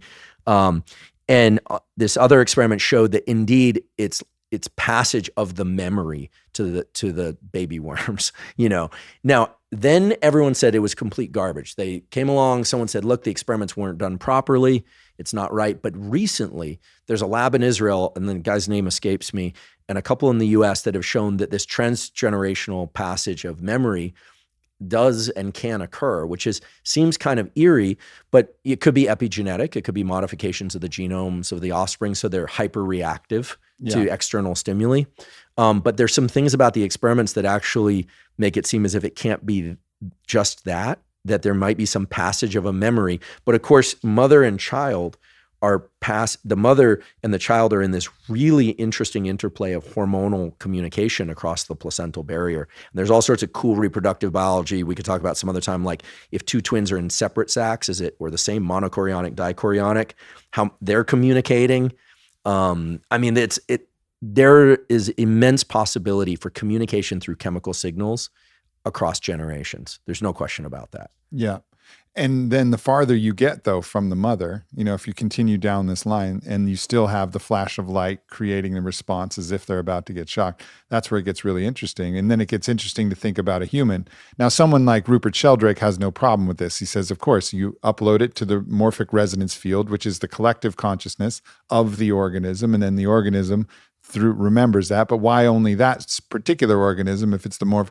It gets kind of confusing. There's a lot of different theories, whether it's epigenetic, whether it's chemical, or whether it's more spiritual consciousness, something that as a psychedelic explorer, I absolutely have no personal doubt exists because I've interacted with the spiritual consciousnesses of many different types of organisms and different beings on a pure spiritual level. So I believe that personally. Obviously, I can't prove any of it. This is all N of one and my own experiences of it. But if we think about that, at the very least, there's a likelihood that things are being transmitted down to us from however long through our history, our genetic history. We have this kind of consciousness that's already shaped in a certain way based upon life experiences of our ancestors that we've all seen. So if we've never seen a snake, never heard about a snake, never read about a snake, have no idea, but we see something slithering, we're going to run, we're going to step back, and we're going to have that natural response. Carl Jung talks about these kind of archetypes that create this visceral response. If someone sees an archetypal image of even a dragon, which is, something we talked about before the show, they'll feel kind of what that is based upon what seems like there's these patterns that exist in the consciousness, even beyond what the specific conditioning of our own lives have contributed. Well, at a very low level, like my lab studies a visual threat, and small objects getting darker and bigger evokes an alertness response. I don't suggest you do this to any babies, but a newborn baby you can lean into and their eyes will widen. Their pupils will dilate. It's an arousal response. Something's getting closer to you. It's hardwired. It doesn't require any learning. But in terms of transgenerational passage, you could imagine that a culture of people that suffered quite a bit, that there would be a kind of underlying level of vigilance that could be passed on in the form of, like we talk about, pre-pulse startle inhibition. It's very simple. Those people you can walk up behind them and they're typing and you go, hey, and they go, yeah, what's up? And then there are other people you walk by and you go, hey, and they go, what's going on? That's hardwired, right? They're anxious or they're not. They're like, whoa. And a lot of that has a lot to do with upbringing, but a lot of it also has to do with the thresholds in those circuits for movement, how much adrenaline they release in a pulse. And some of that will be learned, and some of it, and it can be modified through cognitive behavioral therapy and other tools, but some of it could be transgenerational, right? There are people on the planet right now whose ancestors have been put through a hell of a lot, and they carry that, and you see it in their faces, right? I mean, I think you almost have to be a robot to not see that like people, there are a lot of people that are stricken. They're not snowflakes. They're those two, but they're stricken, right? And what they carry isn't just their immediate experience. Like you can see it. That's why I think like great photographers, great artists, they can capture these kind of like these things about the weight of things, right? And so it gets, and it's sad. Like as I'm saying it, like it there's also the great joy that, is transgenerational. So to balance out the dark and the light. But I think that there's a way in which, like, we're all impacting each other all the time. And whether or not it's embedded at the level of genomes or nervous systems isn't clear. But we know one thing: genes don't control behavior. Nervous systems control behavior. Mm-hmm. Genes don't program behavior. They program nervous systems and hormones and bodies and stuff so that behavior can happen. The nervous system, perhaps the greatest gift that we got as human beings is that we know that our nervous system is modifiable, and we know that we can direct those modifications.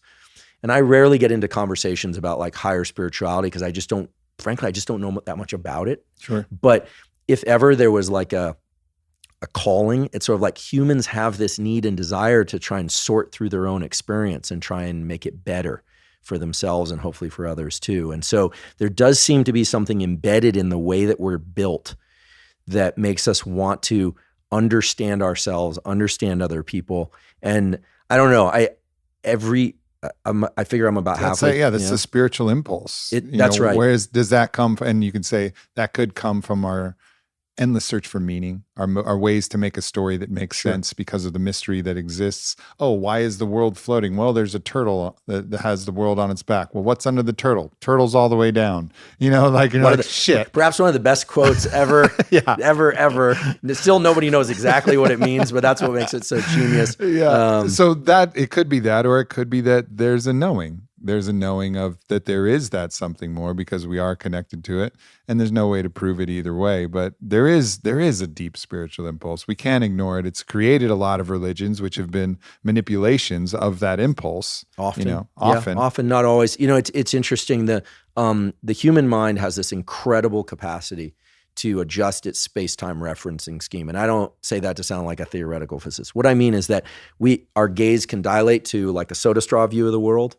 And you and I could spend a couple hours talking about the patterns on this table if we wanted to, and what it's made of. Yeah, read Aldous Huxley on his mescaline journeys. That's what he's talking about. Right, he gives meaning. Sure, he looks at like the patterns of the wood grain on his wall, and he's just describing it endlessly. And he's linking it to something, or we can imagine that we're just in this room in Texas, on the planet, in the universe, so we can scale our space and time. We can think about generations past, or we can think about just the people we interacted with today.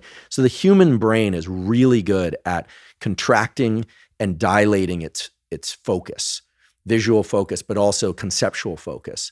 And at some point, I think that practice of contracting and dilating leads us to the place to realize, whoa, we could get stuck at any of these stations if we stayed there. We stayed there long enough. We can find meaning anywhere at the level of a grain of sand, at the level of the entire galaxy.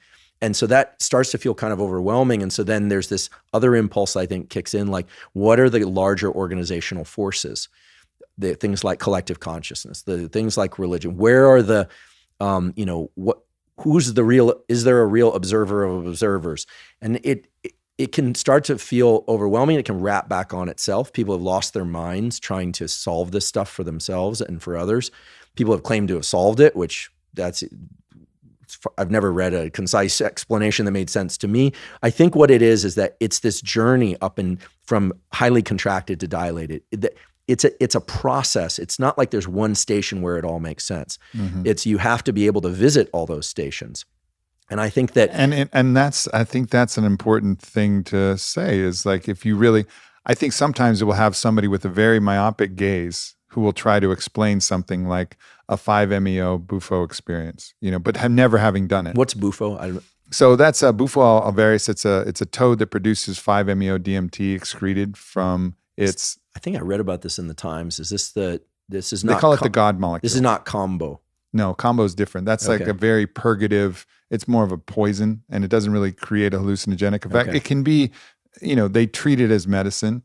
Vastly different, though. One gives you reliably the most potent psychedelic experience on the planet, period. And they call it the God molecule for a reason, because it creates this, typically, every experience is unique, but it creates a state of radical unicity, oneness, a felt sensation of being as God, with God, inseparable from God, no subject-object separation. It's not me having an experience, which even in the most intense ayahuasca, this is me purging, me seeing this, in the 5-MeO experience, there's just I, and I is everything, and everything that ever was, and everything that ever would be, and it could be, and will be, all at the same time, and you feel it. And when I have that experience, I don't see anything, I don't hear anything.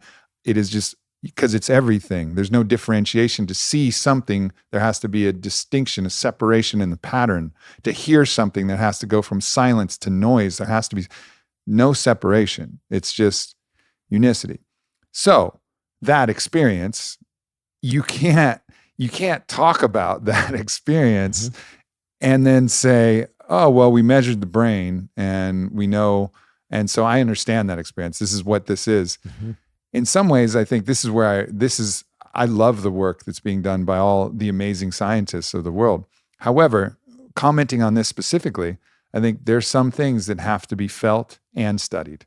You can't do one or the other. You can't just do 5-MeO and say, I know everything about the brain, and I know, or you can't just be a scientist never having done it and say, I know everything either. Sure, absolutely. And even if you do both, you still don't know everything. Oh, I totally agree. I mean, I think that from time to time, people from the yogic community have said, hey, these breathing things you talk about, or the circadian rhythm, I'm big on, light and circadian rhythms. That's been known about for thousands of years. And my response is always the same, which is yes. And it's been shrouded in language that's prevented it from getting to a lot of people who could really benefit from it.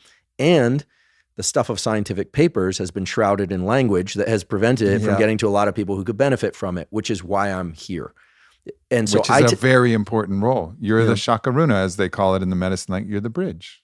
I mean, I think in this short life, my goal is to take a neuroscience lens, and we can cast any number of different things through it.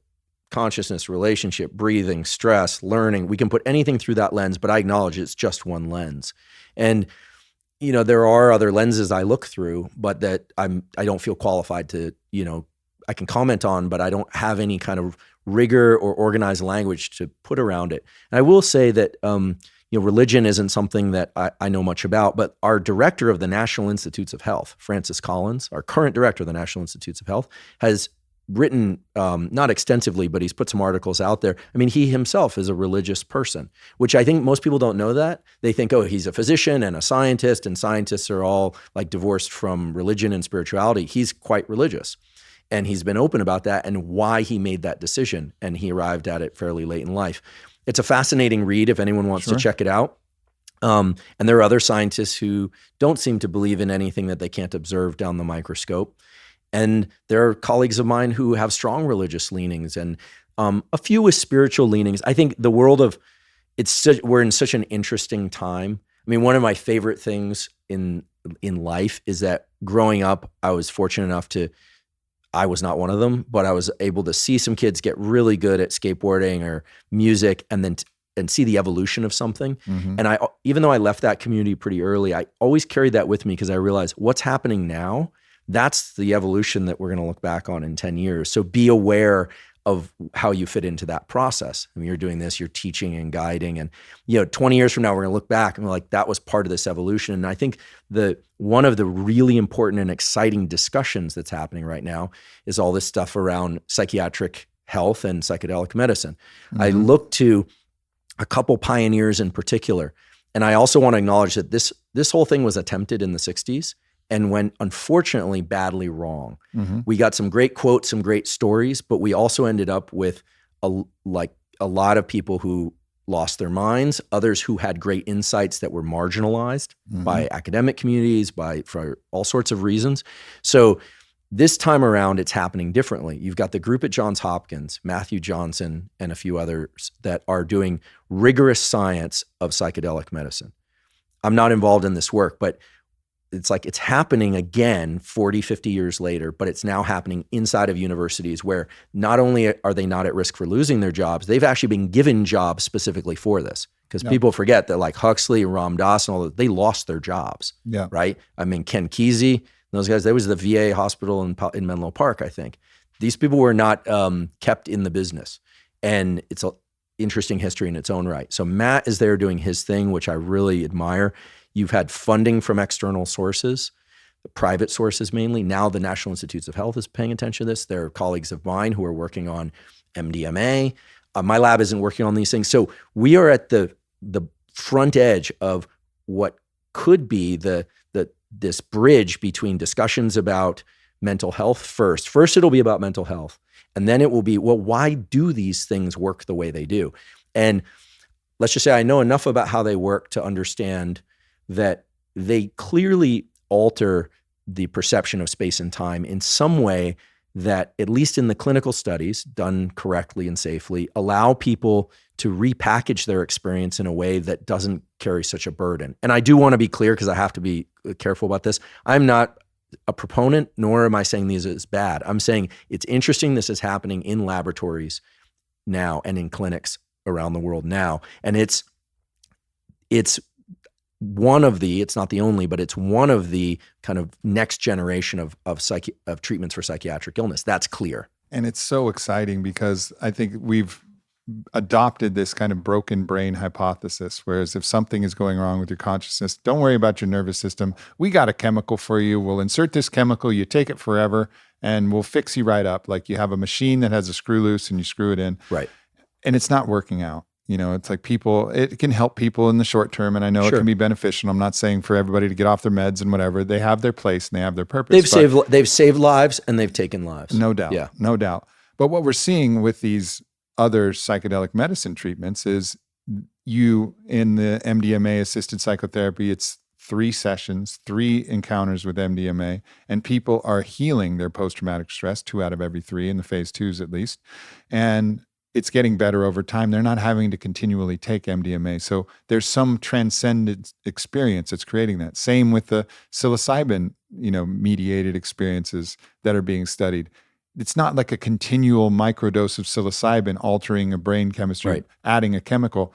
It's the transcendent experience itself that's rewiring, or in whatever way. Maybe rewiring is the wrong word. You would know if that's the right word. I think it is opening plasticity. I mean, if we look at MDMA just from a strictly chemical standpoint, like what is it doing? You take MDMA, what is the chemical effect? The effect is a very unusual one, which is high levels of dopamine. We know that based on its chemical structure, high levels of dopamine, a lot of arousal, alertness, but also high levels of serotonin simultaneously.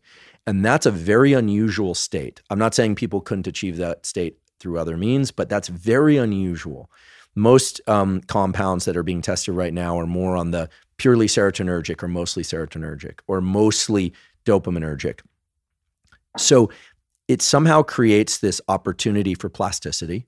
I think a lot of people don't realize this, that the plasticity isn't just while they're feeling the effects of it, that it has a long tail. That the plasticity is a process that opens, and it's not like it shuts down the moment that the drug is cleared from the system. That plasticity is a process in which neurons are searching for new connections, and they are more or less allowed to make new associations. Now, that makes it a very vulnerable time too, where a certain set of contingencies have to take place. I mean, the wiring could go good or could go bad. It sounds like from these early stage clinical trials, or now late stage clinical trials, it's going well for the treatment of PTSD, which is remarkable and vital. But it means that the experience that someone has when they walk out of the clinic and the next day is going to be very important also. Yeah. And integration. That's the classic that's right. wisdom. And I think that a friend of mine who's an MD who knows a lot about this space, he always says, better living through chemistry still requires better living, and for a lot of people, they're so back on their heels that they can't engage in the better living part. That was always the goal of antidepressants. Yeah. Let people be normal enough, again, feel healthy enough that they can start to engage normally and then disengage from the drug. But sometimes that works out and sometimes it doesn't. And it is incredible what's happening. I mean, I guess I'm not really saying anything of substance except that I'm watching this space very carefully. And it does seem like, unlike in the 60s, the late 60s and 70s, this time around it's being done at big, highly reputable institutions, in addition to the various, homegrown clinics are out there. And it does seem like things are changing. I mean, I think we're at the precipice of a revolution at a time when we really need it. A revolution of understanding our physiology, our biology, our mental health, our psychology, all of these different things as we start to interact with these compounds, these mystical compounds, and then bridging science and spirituality, having new tools that all of these psychiatrists and psychologists who've been doing the best with the tools they have, trying to make, sculptures, fine sculptures with heavy chisels and heavy hammers. Like, fuck, I'm trying my hardest, and they're getting access to these tools, which are like laser etchers, and they're able to get in. And even what you're talking about with the high levels of neuroplasticity that's being created, that's why it's mediated psychotherapy. It's psilocybin mediated psychotherapy. It's psilocybin mediated, MDMA mediated psychotherapy. Right. You're getting skilled technicians at the point where there's the highest degree of neuroplasticity able to move through there and actually start to help people repattern these things. And the amount of healing that we're on the precipice of, the amount of understanding, the way that we're able to kind of bring all these things together. It's like all the monsters emerged from the woods, and we were really getting our ass kicked, even though we solved the other monsters. But now I think solutions to these monsters are starting to come online to bring it all the way back around to what we were talking about earlier. And I really see this, psychedelic medicine revolution, and also the, kind of the religious use, the spiritual use of these medicines as the peyote way church gains more acceptance. And there's other traditional ways that I don't think it has to only be medicinal. I lean more towards the traditional ways rather than the medicinal, although the medicinal has been incredibly valuable when I've had the ability to kind of adopt that framework as well. But it's really fucking exciting to see so many of these things starting to blend. It is. I mean, I think that 3 years ago, 4 years ago, I wouldn't have thought that this was going to be the discussion that people are having now. And it's clear there's a huge need. I mean, the work on PTSD alone is incredible. There's groups up at UC Davis that are developing non-hallucinogenic variations on some of these for certain populations that are not going to want that or have that tap into kind of the thought processes, but without visual hallucination. So there's like serious science being done. I'm sure that from the standpoint of traditional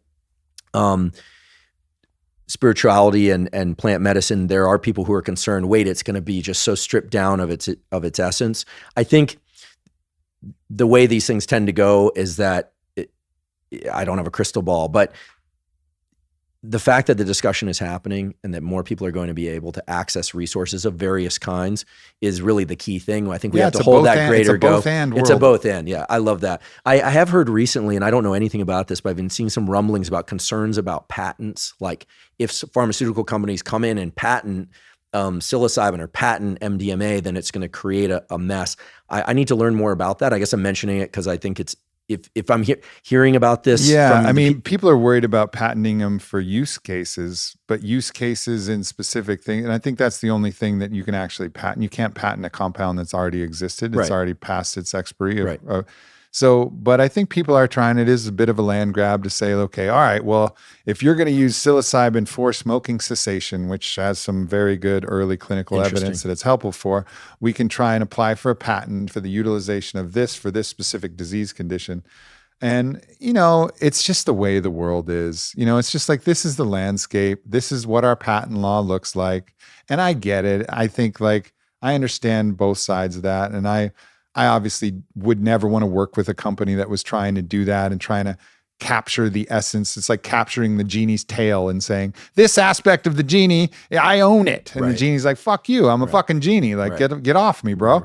And that's kind of how I feel about it. So I understand that. Yep. But it's also, you're not going to be able to actually capture the genie. The genie is everywhere. The magic is there. You're just going to be able to profit off of and license off of if you're selling it for, in this specific case, like a smoking cessation, nicotine addiction drug, and using it in that application, okay, then this company gets some.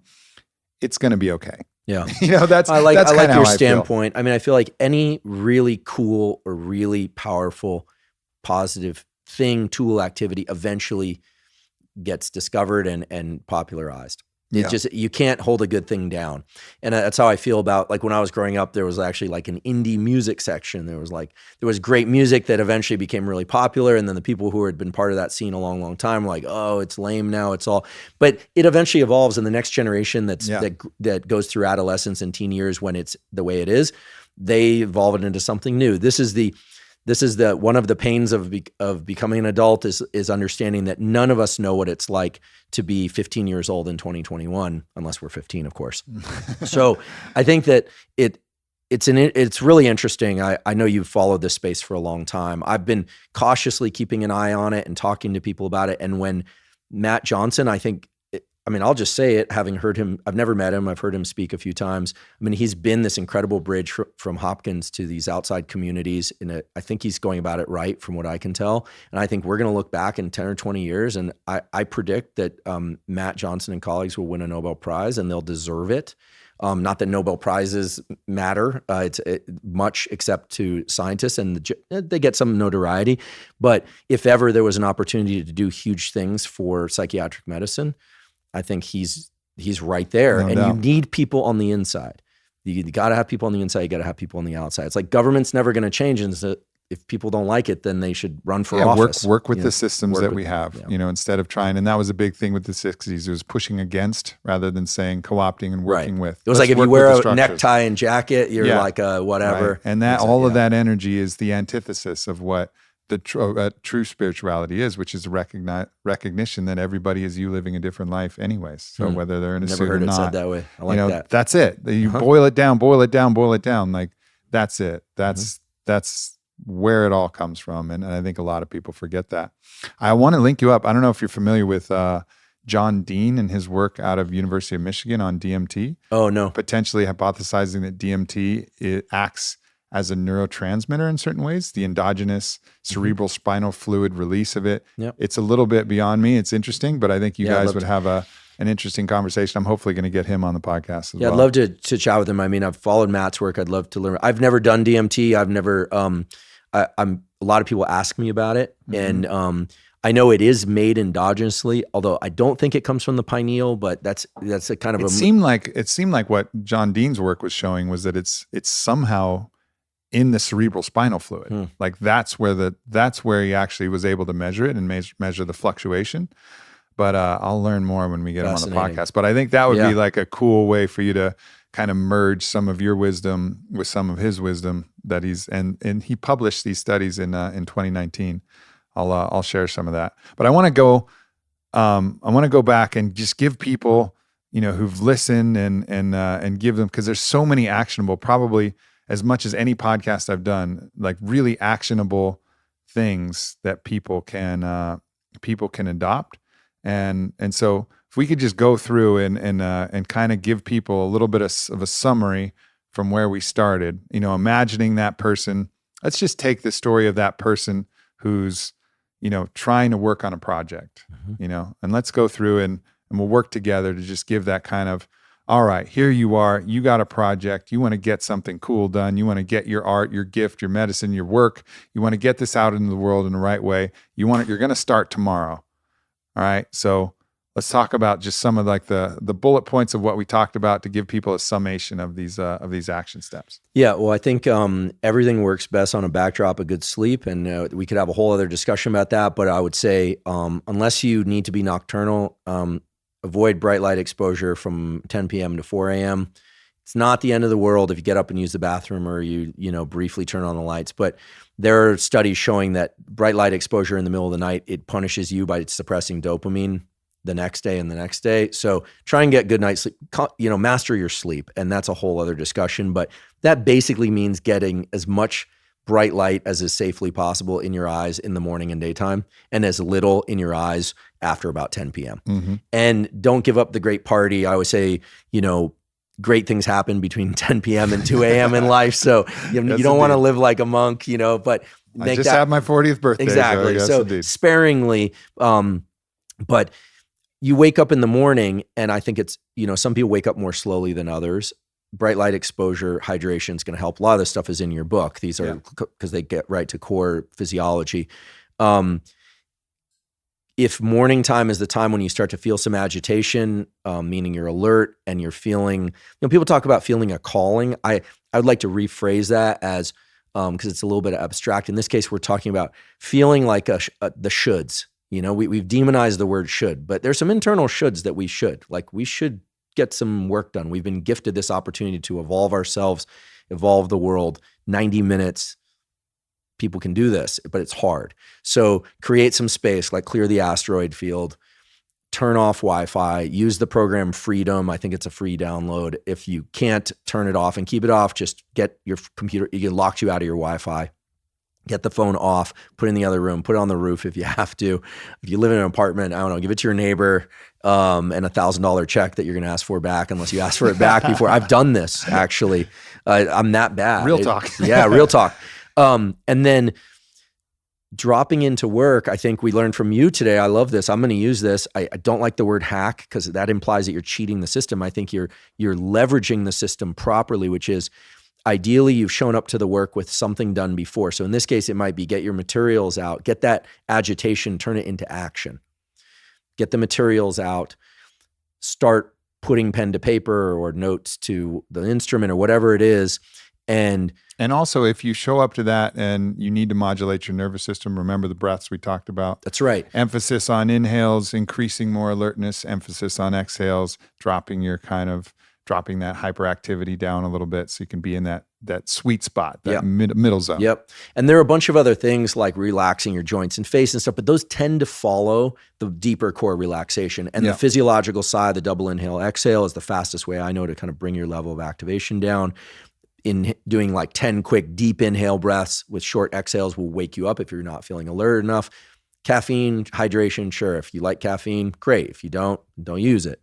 I drink mate because it's like, it actually has a lot of electrolytes in it. So it doesn't feel that like kind of harsh edge that coffee has, although I do like coffee as well. And then it's time to do your work, right? It's the Pressfield thing. It's time to do the work. And that resistance is expected. It's normal. It's healthy. And you should almost see it as like a friend along the way with you. It's like a irritating friend that's poking you and trying to distract you, pushing back on you, and you can make it playful. But there is a time to be serious about work. It's like, this is yours and you don't want to squander it. So I say lean into that work and understand that if it goes pretty well today, it's going to go even better the next day, because these are, I think what people forget about neuroplasticity, the brain's ability to change itself in response to experience, is that the circuits for focus also are subject to neuroplasticity. So the more you feel that discomfort in focus, the more easily focus comes the next day and the next day. And pretty soon, if something interrupts you for even a minute, it's going to feel irritating. But do yourself a favor and look back and realize that in a short period of time, this won't take 100 days. We're talking about 3-4 days. You're going to be creating and working at a level that's far more efficient and productive than before. And then as you exit, I think we should take the tool that you provide, which is don't take things to the finish line that day. Leave something undone so the next day you have something very deliberate and very adaptive to focus your energy on. Yeah, let me add one more thing too that I don't think we actually got to talk about quite as much. So the chemicals that you're going to be experiencing that create that agitation, norepinephrine, noradrenaline. That's right. Both of those. Yep. And dopamine actually operates in a way to suppress those. So when you hit, like, let's say you're working and you're like, oh my goodness, I'm actually working. That recognition. So dopamine is very subjective, which is cool. Like if you hear a song that you really like, you will release dopamine. But I might not like that same song. A funny joke to one person is not a funny joke to the other. Right. So, but that's great because it means that when you hit a point where you see yourself heading along the trajectory that's good for you, that you like, you should register that I'm headed in the right direction. That dopamine actually allows for the production of more norepinephrine and acetylcholine. Dopamine is actually the molecule from which epinephrine is made, which is incredible, which means that it's giving you more gas, more mileage. I can't talk about Goggins' thought process because I've never been in his head. Although he's been in my lab and I know him and we've done some work together. But he clearly has a process where he can renew himself. He's talked about some people do it by seeing other people fail. He talked about that process. When you see other people going down, you're like, I must be still alive. That's a competitive scenario. It's appropriate for certain things like buds or competitive scenarios. But when you're alone with your work, you don't have that benefit. So what you have to do is find things in the work itself that you see as milestones. And when you hit one of those milestones, you need to say, wow, I'm in control of my behavior. I'm on the path. I'm far, far away from the ultimate destination, but I'm on the path. And which could be even facing the resistance. And this is a point that you made in another one of the things that I loved. Like if you give yourself that love and credit and respect, you're starting to trigger that dopamine modulated response of saying like, I'm doing a good job just by sitting in here and enduring the resistance. So you may not have done shit yet. Hopefully with our, theory that we talked about today, you will have knocked out some of the easy stuff. But as you're sitting in the resistance, say, good job, bud, way to sit in the resistance. And then all of a sudden the dopamine system is activated, and that's going to kind of grease the groove a little bit. Exactly. You said it better than I ever could. I mean, what you just described is the mechanistic description of what my colleague Carol Dweck calls the growth mindset. A lot of people think positive self-talk is about saying, I'm winning in reference to the end goal. And usually that's not true because you're not at the end goal. Positive self-talk can take you down the wrong path. What you're talking about is the essence of real growth mindset. And Carol, I think, would agree, which is when you invite the resistance and your ability to lean into resistance, when you reward yourself for that, then essentially there's nothing that you can't create or work through, because you are now enjoying hard work. You are creating, you're kind of doing like jujitsu on the resistance. You're now making it your guide and your propeller, as opposed to like instead of a forewind, it's a wind behind you. So that's the holy grail of this process. Mm-hmm. And then as you lean into it and you're knocking down the pins and accomplishing things and recognizing there's constantly going to be distraction. You're constantly going to be wondering about your phone and the thing you didn't do. And I try and keep in mind at that point what was taught to me when I was a graduate student. I used to cut these brains. I used to slice these brains very thin. It takes about 7 or 8 hours to slice through a whole brain, and you mount them on slides. And it's a very meditative process. But the rule is when you start to move the blade across the brain, because if you stop, it leaves this ugly groove. When you start to move the blade, a nuclear bomb could go off. The building could be on fire, and you are not going to move your arm because you have to pull it very slowly to do this correctly on what's called the microtome. And you want to do that. You want to lathe through the material as if if the building is actually on fire, you should leave. But a metaphor. But that should be your mindset. And then when you get to the end, I promise you, you'll kind of emerge from this like a tunnel. You'll kind of flicker. That's probably at the end of one of these 90-minute cycles. There are some things, but there's nothing quite as satisfying. It's among the most satisfying experiences to have self-driven and regulated this process, and it will feel like a lot. And so the other thing that we know is extremely powerful for neuroplasticity to build up this capacity for focus and work or neuroplasticity of any kind is what's called non-sleep deep rest. I call it NSDR, to just distinguish it from meditation and other things. There's a now pretty extensive literature showing that a 20 or 30-minute shallow nap, or if you can't nap, just put your feet up and relax and do something that's kind of wordless.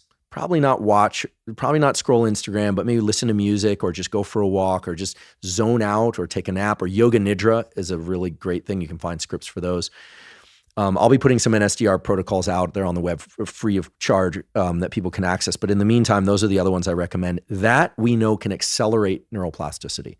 There's a paper published this last year in a really great journal, Cell Reports. So if people are listening to this podcast now and they're like, man, that's a lot of good information. I want to retain as much of it as possible. Eat some lunch and then take a nap. Yeah. Right. Well, we just know that you come out of those non-sleep deep rest or shallow sleep things. These would be anywhere from 10 minutes to 90 minutes. Not longer than 90 minutes, because then you can get kind of groggy. You don't have to do the nap immediately after the learning or the activity. Sometime that day would be ideal. But we know that it accelerates neuroplasticity because neuroplasticity and all the great changes in the brain and nervous system are triggered during the activity, but they actually take place away from the activity. It's just like working out in the gym. Yeah. The gym is a little misleading because blood rushes to the muscles, and so you get a glimpse of what it might look like, but then which is what we're about to do. Oh, we're going to train today. That's right. We're going to train today. Psyched. So go easy on me. Yeah. Right? I'm a biology professor. I'm looking at you over here. I think it's vice versa. No. But we'll see. I'm a biology professor. But but those periods of deep rest allow you to consolidate the material much more quickly and more deeply. And then you mentioned that there's sometimes also a period in the afternoon. So definitely nourish, take care of your email, take care of your social connections. These are important things to be able to continue to do work. But a lot of people, if you have a high alertness phase in the morning, a lot of people have a second phase in the afternoon or late evening. It could be about 90 minutes as well, where because you're a little bit sleepy or just a little bit calmer, there's a tendency to have a greater ability to do creative work. Mm-hmm. And creative work is really about taking existing things and rearranging them in new ways and feeling comfortable and relaxed enough to do that. Now, creative work, of course, also has a very rigid implementation phase because it can't all be just, throwing paint on the wall and seeing what sticks. It's also about saying, oh, that's the thing, and then starting to funnel it down that pathway. But it does seem like I've almost never, now looking back at all the poetry I've written, I can't recall writing poetry in the day. It's always, I'm always writing my poems at night. I'm not a poet as it's not my profession, but I love writing poetry. I write it quite frequently. And all the poems I can think of, it's always me in the evening or at night. Yeah, the scientists and computer scientists and engineers would say something, and I say it sometimes this way, that that creativity is in the nonlinearities. It's about breaking the space-time rules in kind of interesting ways. And what we see as really exciting and creative from the perspective of the observer tends to be focused on some kind of greater rule emerging from it. So like a Rothko to some people is just a bunch of paint blocks on a canvas. But for those that appreciate art, what was so incredible about Rothko's is that he captured something in what they call color space. He was able to use the absence of white on the canvas as a way to make colors pop out and interact in different ways.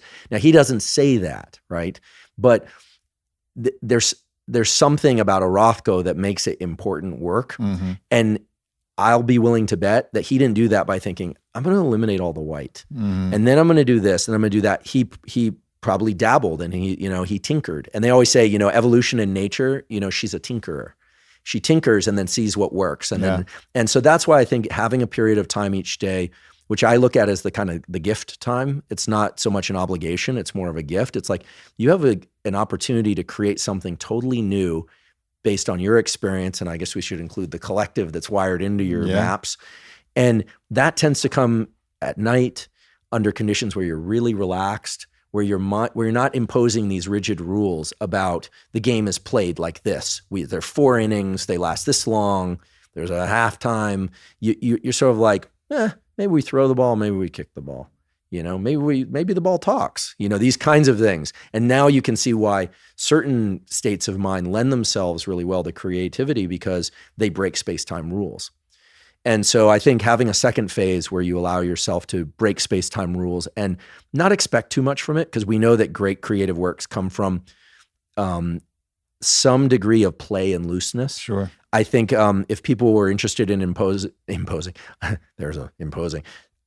allowing themselves a second 90-minute block to do creative work, it's a lot of fun, and you can and amazing things can come from it. You get to. You get to. I always think of it like the creative stuff. I have to earn it in the morning.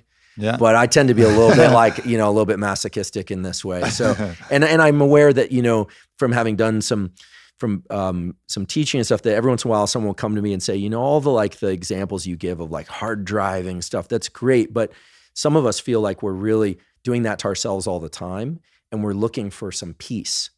And I would say, okay, channel the agitation, but also allow yourself these periods of peace, because I think they are where great works come from. Ebb and flow. Yeah.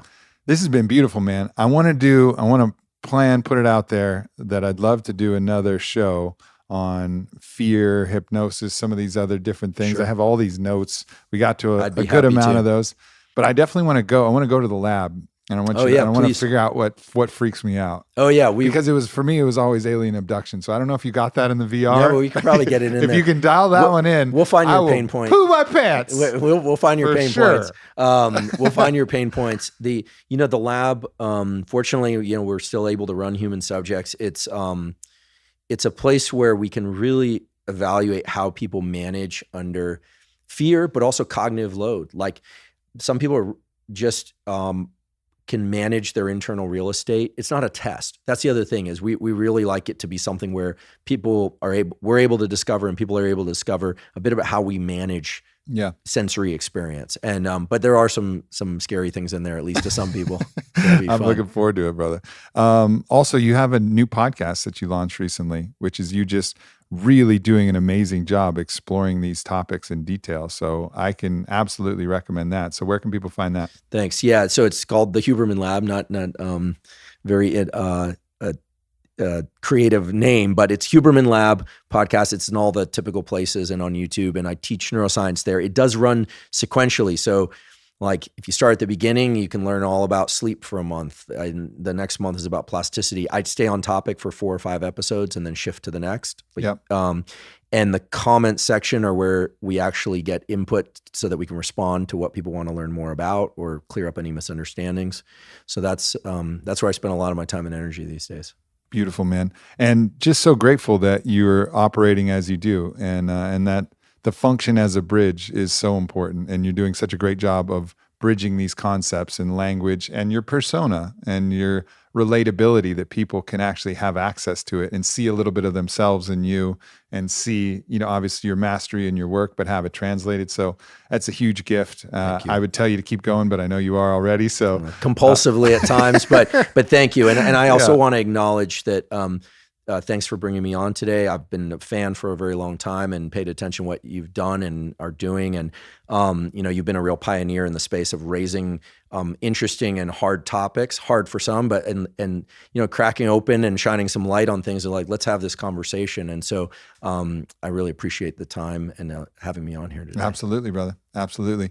Thank you so much, fam. We'll see you next week.